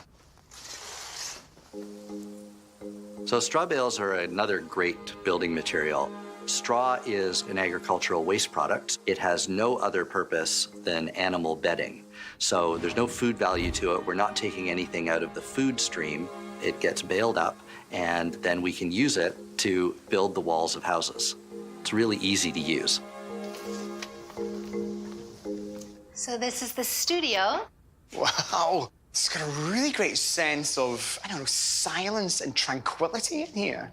Now, this is incredible. How did you build this? What's the technique? So it is basically the same kind of structure as the log house. It's a post and beam structure that is infilled with straw bales. They're stacked up. As you can imagine, a brick house is stacked up. And then we begin to plaster it. And how do you do that? Where do you get the plaster and the finish? Well, the plaster is local clay and sand that actually we have a pond out here. We would go out and dig up the clay, put it in the trailer, and then we would mix the sand and the clay together and literally put it on the walls by hand. You know what's insane? That this land has provided so much for you. It's like a home harvest. It's like you've harvested everything from the land here, even the clay from the pond, to create your home and now your workplace. There's a real increased drive across the world to protect the environment, and we're all on board with that. But it seems that you've gone the next step to shop local, because everything that you've used to build your magnificent home, you've harvested from around the land. Our philosophy is we're extracting our materials locally, so the embodied energy is very low. It's very sustainable. We cut our trees 29 years ago. When you go into that forest now, the trees that are adjacent to those trees have gotten to the size that you could use them for a log house again. So minimal impact in the environment, I suppose, is the nutshell of what you guys are chasing. Definitely. The idea of organic has just gone out the window, because this is the most organic property I've ever encountered, almost like it just sprouted out of the ground right here. This is a building that so beautifully references an old style of home construction, but it takes all of that and it manicures it and it makes it perfect for this modern day and age. The idea that you don't use more than you actually need, you don't waste anything, and that everything that you need for your future could be right under your feet.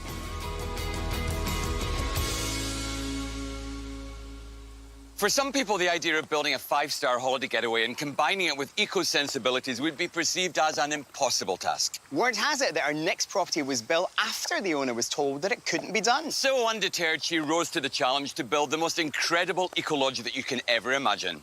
Let's take a look at the result. And here it is, built on 700 feet of shoreline in the midst of a cedar forest.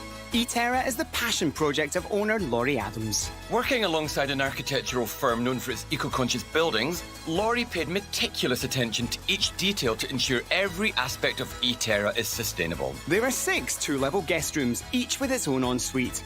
Laurie's goal is to reconnect her guests with their natural surroundings.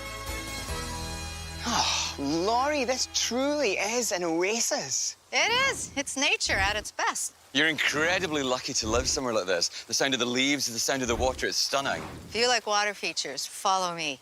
Oh, there's an offer. It's quite the place, Laurie. Well, the whole place was designed around this water feature. So we could blast it out of here, or I just said, move the building 6 feet. You didn't kind of change No. the location of the rock. You built the house on top of that. We built around it. Everything is focused around this rock. I just redid the water lines so that they were naturally flowing. And then this also acts as my humidifier because I have so much wood in the building. This building does feel like it's got a proper heart. I love the fact that you've really thought about eco-sensibilities. Tell us more about some of the things that have been conspired to create this wonderful home. One of the things was how small could we make the actual physical footprint on the ground? So in order to do that, you do have to go Of out. course. You have to go Cubic out. volume Yep. becomes your best friend when Yep. proportions are limited in terms of foot space. I wanted to do a wood building because my father was a logger, a lot of friends that I associated with, and the wood industry gets a lot of bad rap. You know, we're not supposed to cut down trees. We're not supposed to cut down old growth trees, but nothing really grows in the shadow of an old growth. So if you want new growth, you have to cut them down. So this post is actually holding 3 ton. They wanted to put a steel post in here, and I said, is there nothing in wood?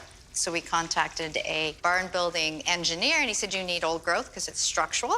So this comes from a train bridge that was being removed, I think 1850, they felt it was cut down. It's almost like a big artery that holds all of the rest of this majesty together.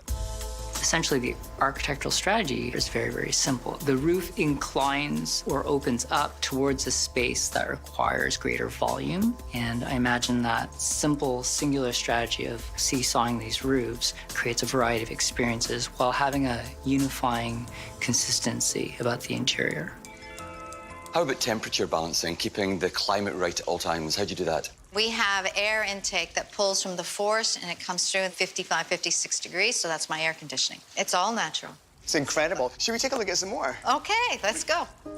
Making nature part of the build environment is not a new idea. The iconic falling water home built by Frank Lloyd Wright in the early 1930s was built over a waterfall. His goal was to create an organic structure in harmony with the surrounding landscape. The water of the river underneath was used to cool and humidify the house. So now I'm going to show you one of the suites that we have. Wow. Wow, double height. And again, great volume in here. There is, and part of it was to have like the treehouse feel so that you could go upstairs to where you sleep. And then downstairs you have your little living area, you have your bath. Some more stone down in the floor again, timber floors. How about the wall coverings? What's there? Plant matter, Okay. cellulose, because I wanted a wall that breathes.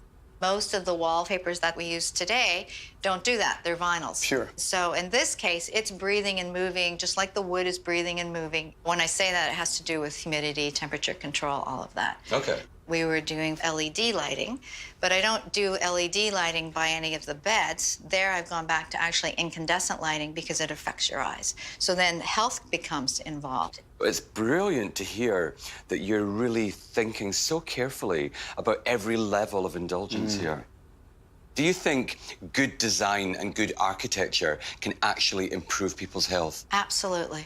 And I say that with passion from my heart. When guests come here, I mean, are they surprised? You know, because your take on the whole eco-living might be different to what they perceive. It is. They come actually expecting almost like camping. Yes. And what I wanted to do was to find out whether or not luxury was equally as environmental and ethical. What you've done is illustrate that you can have those luxuries and that you can have an environmental eye and an awareness for the planet and still have a great place to live in that looks good and feels functional. This is a really comfortable space. It must be great when you're in here and you actually hear your guests congregating and sharing their experience of being in your home. It is, and I've made it so that it is very comfortable, very soft, so lots of conversation happens. So I have one last water feature that I want to show you. Okay. Ready? Let's go. Come on, you have to have a pool, don't you? Especially in this beautiful environment. Well, I do, but it came about in a very strange way. Building code requires a fire reservoir. Oh, okay. And what is a fire reservoir? Should at any point in time the building start on fire, they are able to have access to fresh water. Right, okay. There's 80,000 liters of fresh water here to help put that fire out. It's filled daily with fresh water. We designed this with infinity edges so the water is constantly moving. That's so clever. So basically you've said, find a fault, make a feature. The house is safer and the guests are happier. Yep.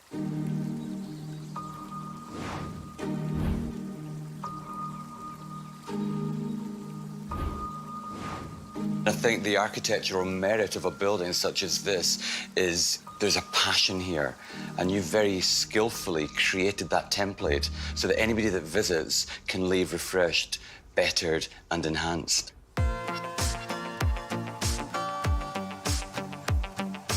actually don't feel like I visited a property today. I feel like I stepped through a portal into another dimension where you could actually live harmoniously with nature. We all want to have a low impact on the environment, and she's taken that to the next level. She's built around herself this incredible framework that is so respectful of the planet. If you can have luxury without sacrificing the planet, I'm all in. I don't know about you, but when I think of vacations, I really think of spreading right out. Oh, absolutely. The last thing you'd want to do is be living on top of each other. However, our next homeowner had a very different idea to that. She decided to share a home with friends, and they built it together, and now living side by side, they've created perfect harmony. Sounds very cozy. Shall we take a look? It's one of the simpler ways to minimize your carbon footprint. Architects Milana Jansen and John McMinn worked on several projects with Graham and Karina before they became friends and started vacationing together. When Graham was offered a piece of land for sale, the idea of the shared home was born. Hey, guys. Hey. I'll tell you, the sense of proportion here is just fantastic. There's a huge deck, there's a huge roof, and there are two houses here. It's like the coolest communal space I've ever seen. I'd love to get a little bit of background, if we can, about the history of this building. We actually bought the property with another couple, and we wanted to create a place that we all had our own individual private spaces, but we wanted to share resources, electricity, water, and things like that. Originally, we wanted to do a lot of little buildings kind of dotted along a boardwalk. But the property was zoned for one house, and so we went and talked to the planner at the municipality and said, you know, we have two of us, we want to have two cabins. And he said, well, I think if there's a conjoined basement, it would be fine. And so basically, through that, we were allowed to have one conjoined basement, and then we have the separate cabins. And so it works out really well. In the end, two families, one roof, driven by the zoning bylaw, took us to this design. We've sort of done the entrances on opposite sides so that we have a degree of privacy, and yet there's a whole set of connected spaces. The idea was really to have matching cabins with bunkies beside them and to have lots of exterior space that we could enjoy as well. So what are we looking at here in terms of inside and outside space? The deck and the roof are 40 feet by 80 feet, roughly, and so it's about 3,200 square feet. But the internal spaces of the two cabins are about 450 square feet on the floor, and then with a partial second floor, it's about 600 square feet of interior space. I mean, it's undoubtedly a massive structure, and the post and beam nature of its build style means that you can hang those swings and have all manner of things dangling down all over the place. When you're building a roof like that, you want to make good use of it. Having the lights, hanging the swings, for sure, it's a great armature. Well, it's great to have a lovely sense of what's happening outdoors, but I'd love to get inside. Can we have a peek? Okay, let's go have a look. Wow. You know, this really does continue the conversation that you have outside, doesn't it? The idea of this incredible ceiling height. We wanted to have a real sense of space on the inside. We needed a bedroom at the front, and we needed a bathroom and bedroom at the back, so we thought, okay, we will cut the hole out in the middle and have the full height space. Because we were trying to make such a small space work, things like the kitchen cabinets filling the entire back of the cabin, the stair kind of hidden behind the wall there, you know, all of those things, they had to be worked out very, very carefully to get it to work just right. What are your environmental sustainability issues? What are the things that you wanted to consider when you put this project together? As we were designing, we were looking at how everything could be very sustainable. And so local materials was one thing. We have solar panels on the roof. The big roof is not only a big shade canopy thing, but it's also for collecting rainwater. So we have cisterns out the back. We found some billiard tables that we repurposed for countertops. We used bamboo for the cabinets. And how about the cloth that I can see that's part of that banister? Yeah, the railings are actually marine canvas that were repurposed from a factory that was closing in the city. The floors are earthen floors. It is made of clay, sand, and there's a little bit of straw mixed into it.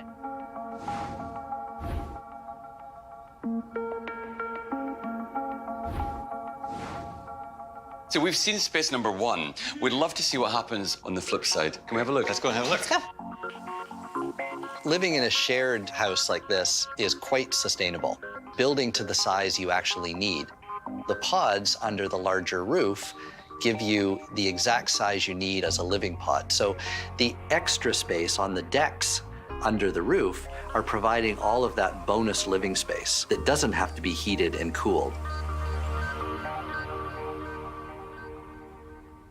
It's so interesting to see someone else's interpretation of exactly the same space. How did that actually happen? You know, two couples get together and say, okay, you know what, let's live under one roof. We really did a lot of talking about what's private here, what's public, where are we going to be sharing, what will it look like to have a meal together outside.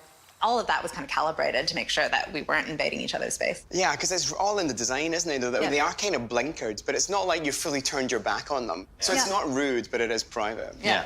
The bunky's really cute as well on both sides. It's lovely to have that little separate pod just kind of positioned there.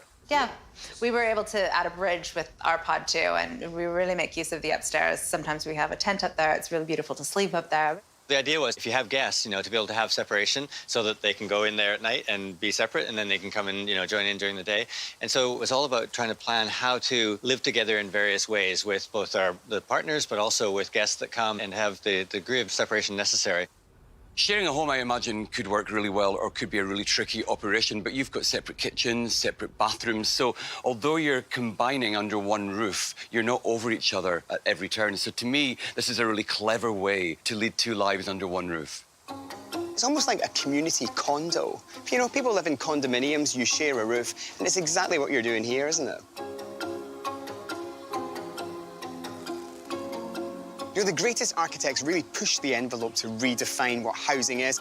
Previously, you would think it's four walls and a roof, but in terms of planning, it can be a roof, the floor, and anything you want to put between those. They've fused two separate family lives under one roof, but they've merged and blurred the boundaries in such a way that it works really well. Using an eco-conscious palette has really created a very unique home here that sits harmoniously in this space. The reclaimed timber, the locally sourced stone, the earthen floor all add up to a feel-good factor that's not about ruining the planet, but just creating an incredible home.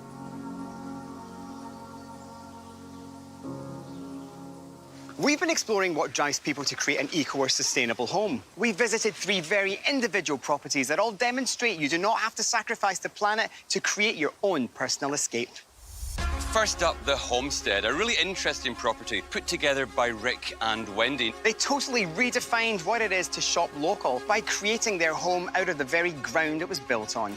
The Eco Lodge, built by Laurie, one of the things that really caught my attention was the clever use of water everywhere you looked, proving that luxury and sustainability can go hand in hand. House number 3's communal living shows you that 2 budgets are better than one when it comes to realising your eco-home dream. Using sustainable items and recycling all adds up to an equation that's all about the planet and style at the same time.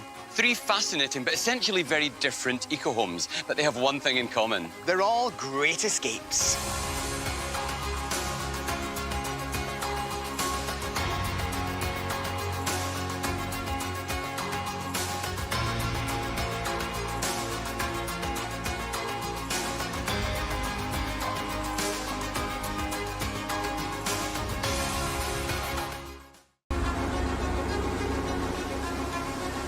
On Great Escapes, we're going to travel the wilderness on the hunt for unique architectural design.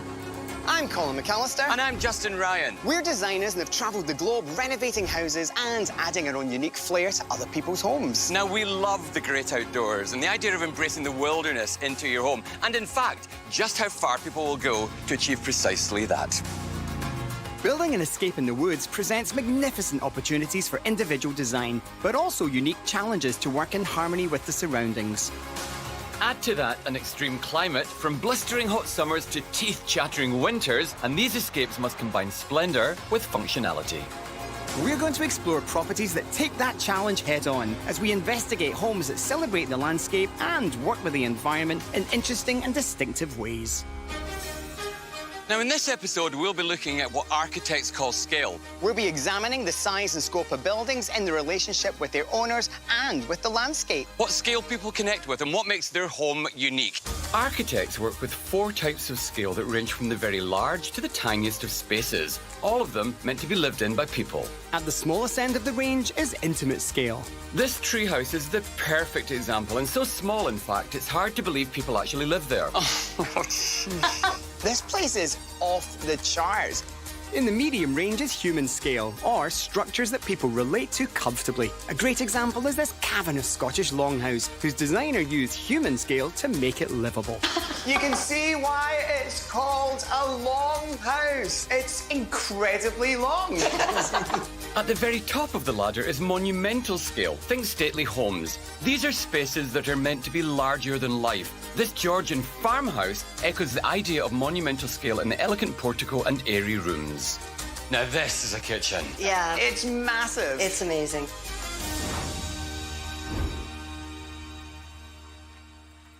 Now, when it comes to scale, you don't get much smaller than a treehouse. Oh, no. You can say that this is the perfect escape. Up in the trees, away from it all. As long as you're not afraid of heights, Colin.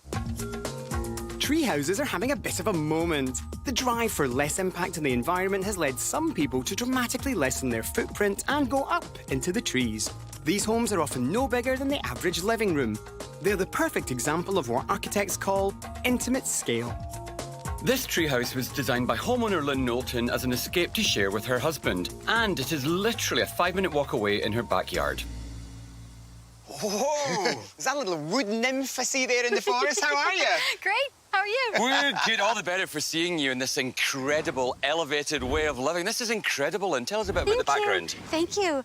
Well, it's a tree house. I hope you love it. It's a treehouse on steroids. Look at it. Yeah. It's unlike any treehouse I've ever seen. We love it. We absolutely love it. What made you build a treehouse in your garden? Well, our friend, she had a barn that's local, and we had a tornado come through, and it destroyed her barn, and we built this entire treehouse from that barn. So that's like next level upcycling. Totally. That's so fantastic. So did you build it for you? Was it for you and your husband? We built it for our children, except that we actually ended up loving it way more than the children. We almost never let them in there. We're like, this is like our little getaway, a nice little escape. It just became an adult retreat. I absolutely love that concept. I mean, so many people travel so far and to get to their special place, yet you've got that in your own garden. It is. I love it. I think that's an interesting thing. This one piece will make 52 layers. Watch on mobile devices or the big screen. All for free. No subscription required.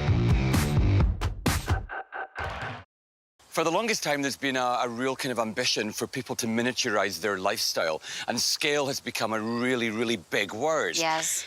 Small-scale living is something that really appeals to me, and you've taken this small-scale living and made it absolutely perfect. But not only that, you've stacked it up on high heels and hidden it in this tiny cluster of trees in your garden. Now, how big is that? 16 by 20. Okay, so it's a really concise space, but it's so structurally well composed.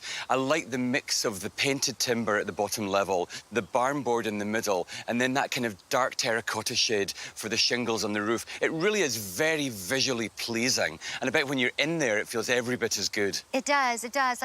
Our plan was to have it so that it kind of mixed in with the natural surroundings. When we first built the treehouse, it was considered playground equipment. We built it so long ago. It was long before it was something that we even considered would be a building. It was just a treehouse for our children. So we built it on all the existing trees right there, and they're all beautifully straight trees, and there was a lot of them.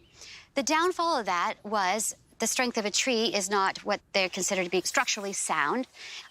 So fast forward, many years later, we had to make the treehouse building code, structurally sound, had to hire structural engineers. And so we put the posts in, but we made lemonade out of those lemons and made that space into a dining space underneath the treehouse, because oftentimes that's a space that's wasted. So we wanted to have a dining space and a place to lounge. That's really clever planning, actually, because when your space is small, you've got to make it all work really well on every particular level. Absolutely.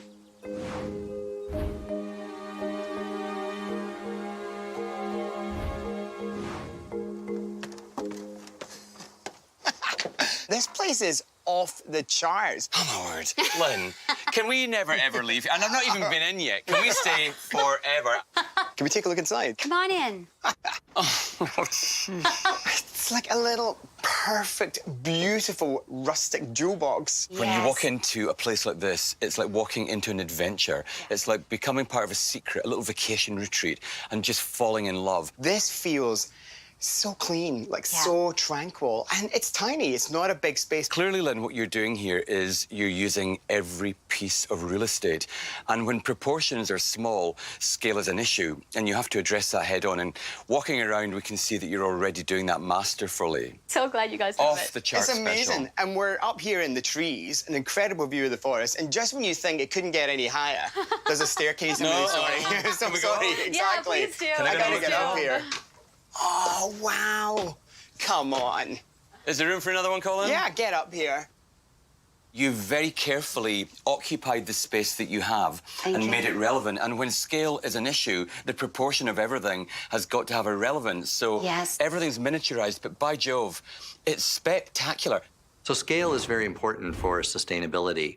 There's no magic number for what's right. It's just figure out what your needs are and build the minimum you need to suit your needs. Architecturally, this is so rewarding. It's not enormous, but very cleverly, you've packed in lots of function without each of those functions overwhelming the others. Yeah, you know, the thing about working in a small space is it's nice to take every part and make it different. So, for example, all the windows open differently. One will slide. This one here, I love how it goes up on a rope. Oh, that's brilliant. And the structural pieces are mixing the old with the new. I mean, obviously, when space is limited, you've got to be really creative in the way that you make it work. And you've done that so well, because there's lots of function in what's essentially a small room. Dining space here, wash space over there, living space, bedroom gallery up there. You've got an absolutely gorgeous treehouse. Thank you. OK, well, I think it's time to get out of here, and I know how I'm leaving. The slide? Absolutely. You guys are daring. Come on, give it a go, Colin. You ready? Impressive stuff. Now, I feel like I'm sliding down my own treehouse birthing tunnel. Scale and proportion were obviously critical when putting together a project such as this, because it's small, but within there's space to dine, to recline, to chill with friends. Small spaces can have huge heart as long as you attend to the small details. And the experience here is like no other space. You know, it is the feel-good factor to the 10th degree. It does have a tangible sense of greatness, of well-being, of escape. I think it's fair to say that this is a masterful observation of how to plan your space.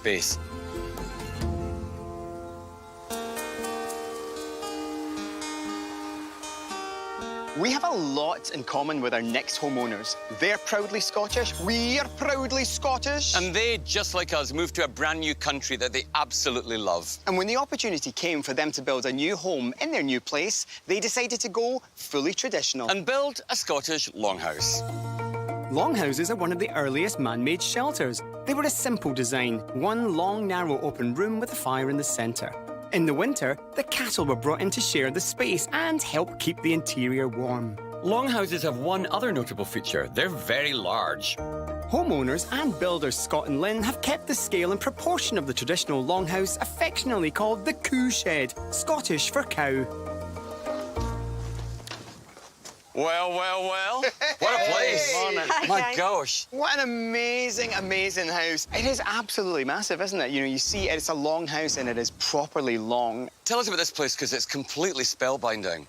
Scottish longhouse. Okay. What can I say? It's all designed from an original Scottish longhouse. It's 84 foot long in total by 24 foot wide. So what typifies a Scottish longhouse? Scottish longhouse originated way back. It was one of the first settlements in Scotland where families actually shared the house with cattle. In the wintertime. Any cows in there? No, just two dogs. Okay, just you guys. Yeah, just us and the dogs. And it's exactly what it sounds like, isn't it? It's a series of rooms in a row. Exactly. Creating a long space. Just a long space. Looks like a modern version of a typical barn. And that's probably accentuated by the fact that it's not punctuated by lots of windows. Yeah, no, that's right. I mean, keeping with the longhouse style, there's very little windows to keep the hard weather out and stuff. We get the southeast prevailing winds in the winter time, and it just pounds in here. So in winter, we just close these over. I mean, the doors are massive. I'd love to see them rolled back, can we? Yeah, of course. Sure.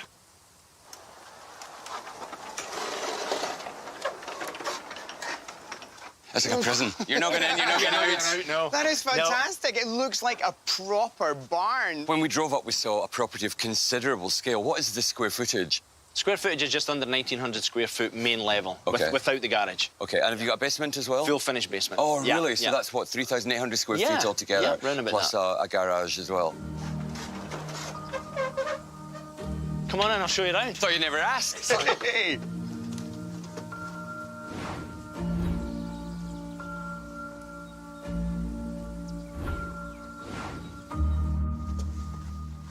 Oh, hello. Oh, now this is really incredibly bright and fresh. Having been outside and seen that big, dramatic black exterior, the last thing I expected was to come into a big white space with tons of colour. It's amazing. You know, you can see why it's called a longhouse. It's incredibly long. I didn't really know what to expect when I came inside here, so to see this really modern, friendly family home and the big, expansive views, it's knockout. I think the secret of making an old architectural style work is to figure out what you need to do to change it to make it good for the modern day. And the windows are now large in this longhouse rather than small as they would have been, and giving you that fantastic view across the greenery to that century barn.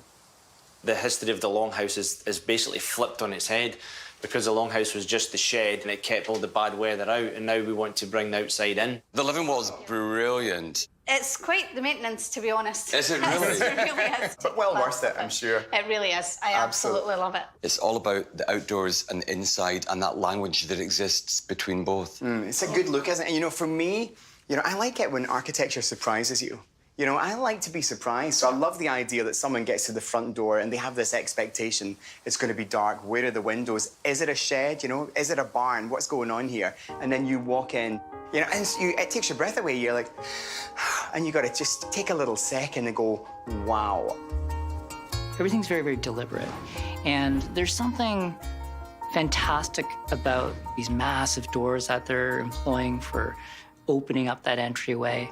That kind of scale that we don't get in a domestic situation, kind of like a barn. But when you get inside, everything's very, very tailored, very particular, and quite luxurious, in fact. So you've got the living room, you've got the dining room and the kitchen, you've got bedrooms. What's in the basement? We have a further 2 bedrooms down the stairs, a family bathroom and a full finished rec room and a pretty cool bar. Oh, a bar. Okay. See, you know, no Scottish home should be without a bar. Of course. Exactly. Now, you're a builder, so building your own house, was there anything that was a big stumbling block that created problems? The eaves trough. I had to hide it because I don't want any overhang, right? So as you know, the house is basically like that. So usually, typically, they've got the overhang, they've got the soffit and the fascia and everything. So I had to come up with a design to incorporate the guttering in there, which is it's copper. So it's basically a copper tub welded all together, and all the pipes, all the downpipes are hidden inside the external wall. So the external wall is actually about 13 inches thick. You've got your traditional 6-inch structural wall with all the insulation drywall and everything else. And then there's another 2x6 on the outside of that, which is like a curtain wall, if you like. And then the siding's fixed to that. So that was one of the biggest challenges, was coming up with that design between myself and the designer. The word is long, isn't it, in this long house? The island's long. Even the kitchen units are brought out, the uppers are brought out flush with the lowers, just with that clean slit in the wall, and it's all long, it's elongated to tie it all together. That's a great little trick that you've played there. I think that works really, really well. It's just a great observation of space and proportion, because it all balances really well. Everything seems to relate to the next part of the house. And surely that's what good architecture should do, whether it's modern or traditional, making the people that use the home as comfortable as possible. There's a great word in Scottish, and you'll know it. I'm sure most people won't. Coorie. To coorie in, to gather together and to hug. For a really modern building, it's got that kind of comfort factor inside that makes you feel really cosy. And it is a big place, but it's not overpowering. Really good house. The Scottish Longhouse, such a fantastic old-world look at architecture. Isn't it amazing to think that something from history could actually have so much to give us in the 21st century? The idea of gathering, of community, of shared spaces. There's a resonance to that building that goes beyond bricks and mortar. There's something extra in there. And I think it's a big word to use, but it's soul. I think that house has got real soul, which is quite a feat of achievement for a building that's essentially, in description, a big black box. I am longing for a long house.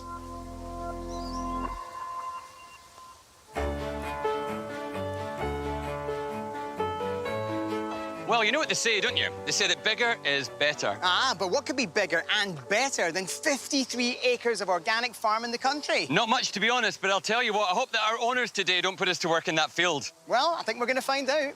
Suzanne has created a business out of her lavender crop, from which she distills essential oils. And right in the middle of these glorious lavender fields is the main attraction, Suzanne's fantastic Georgian farmhouse. The Georgian manor house of Lavender Farm imitates the front of a stately home, the hallmark of monumental scale.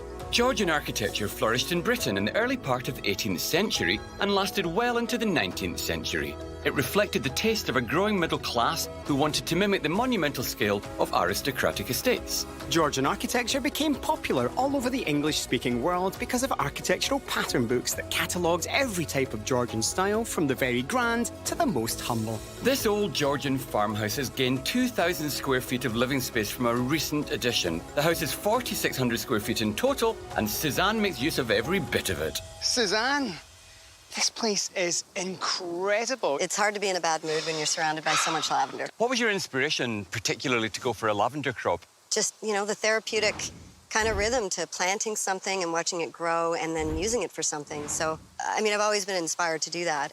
Yeah, there's so much space. I can only imagine waking up every morning and looking out to your 53 acres. So has there been a farmhouse on this land for a long time? Yes, the original part of the house, it was built in 1860.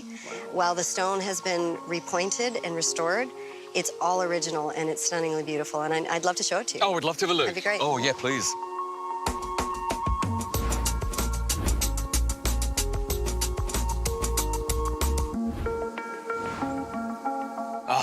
You see, I'm like a little boy in a candy store when I walk into a room like this because it's the perfect observation of old and new. The 1.5-inch floorboards, the wainscot into a third height, that beautiful stone wall behind the fire. You get this incredible sense of space. It's actually a really large house now that it's doubled in size with the renovation at 4,600 square feet. Wow. Why was the square footage and having that scale so important? I love having a house this big because I have 2 teenage boys. Okay. I have extended family that come, sometimes 12 or 14 people that come to the house, and there's space for everybody. Do you know, the great thing for me is the fact that you've got so many great rooms, and they're massive. Yeah, I mean, there's a lot of space in every one of the rooms.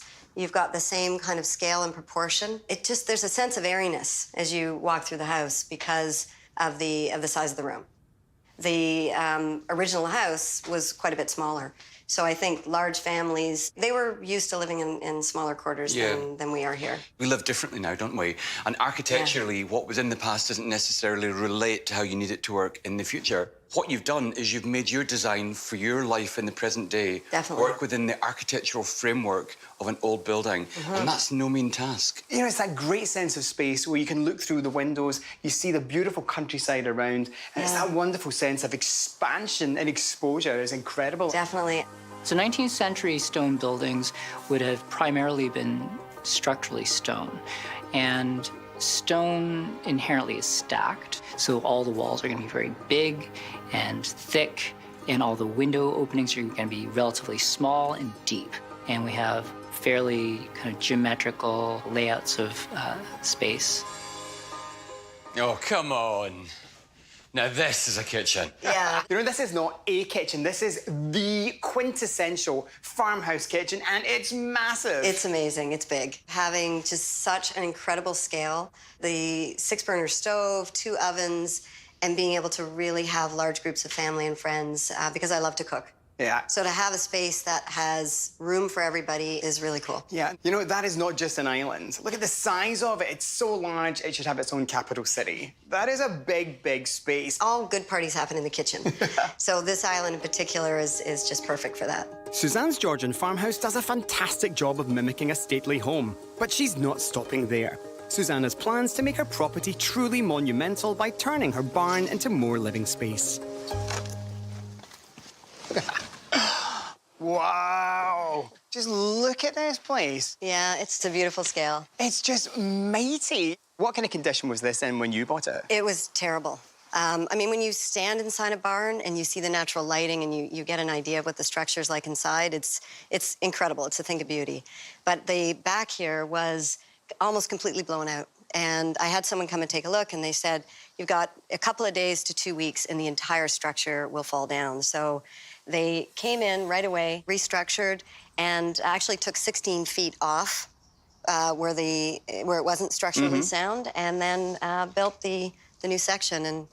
And that will keep the barn upright. They say for another 100 years, but there's a tremendous amount of work left to do in here. What are your big ambitions for this building? I've always wanted to have a beautiful, long, rustic harvest table and have friends and family here, and having that experience would be incredible. It seems like that's the very essence of actually having a property like this. It's about having an idea for the future, but actually having an appreciation of the past. Definitely. You don't have barns like this that are made anymore, and I think they're historical structures of beauty, and so I decided to go ahead and restore it. When barns like this were being built, they were built with this natural gapping, which allows the wind to pass through, which means it's not blasted flat and pushed down. So they're actually your friends, all those gaps. Yeah, yeah, and they're beautiful. Many people have a dream of escaping to the country, but you've done it to a bigger scale than most people could ever dream. I did go large. You bought an amazing, amazing farm.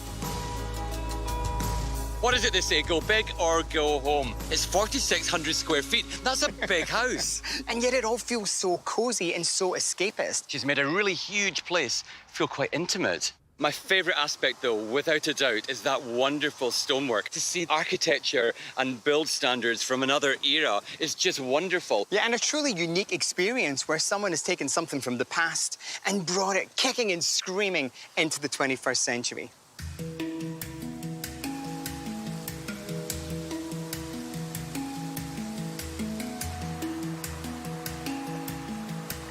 So, Justin, is size all that it's cracked up to be when it comes to property? Well, not necessarily, as we've just seen.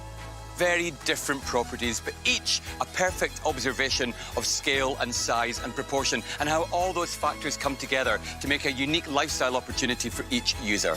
Intimate, human, and monumental.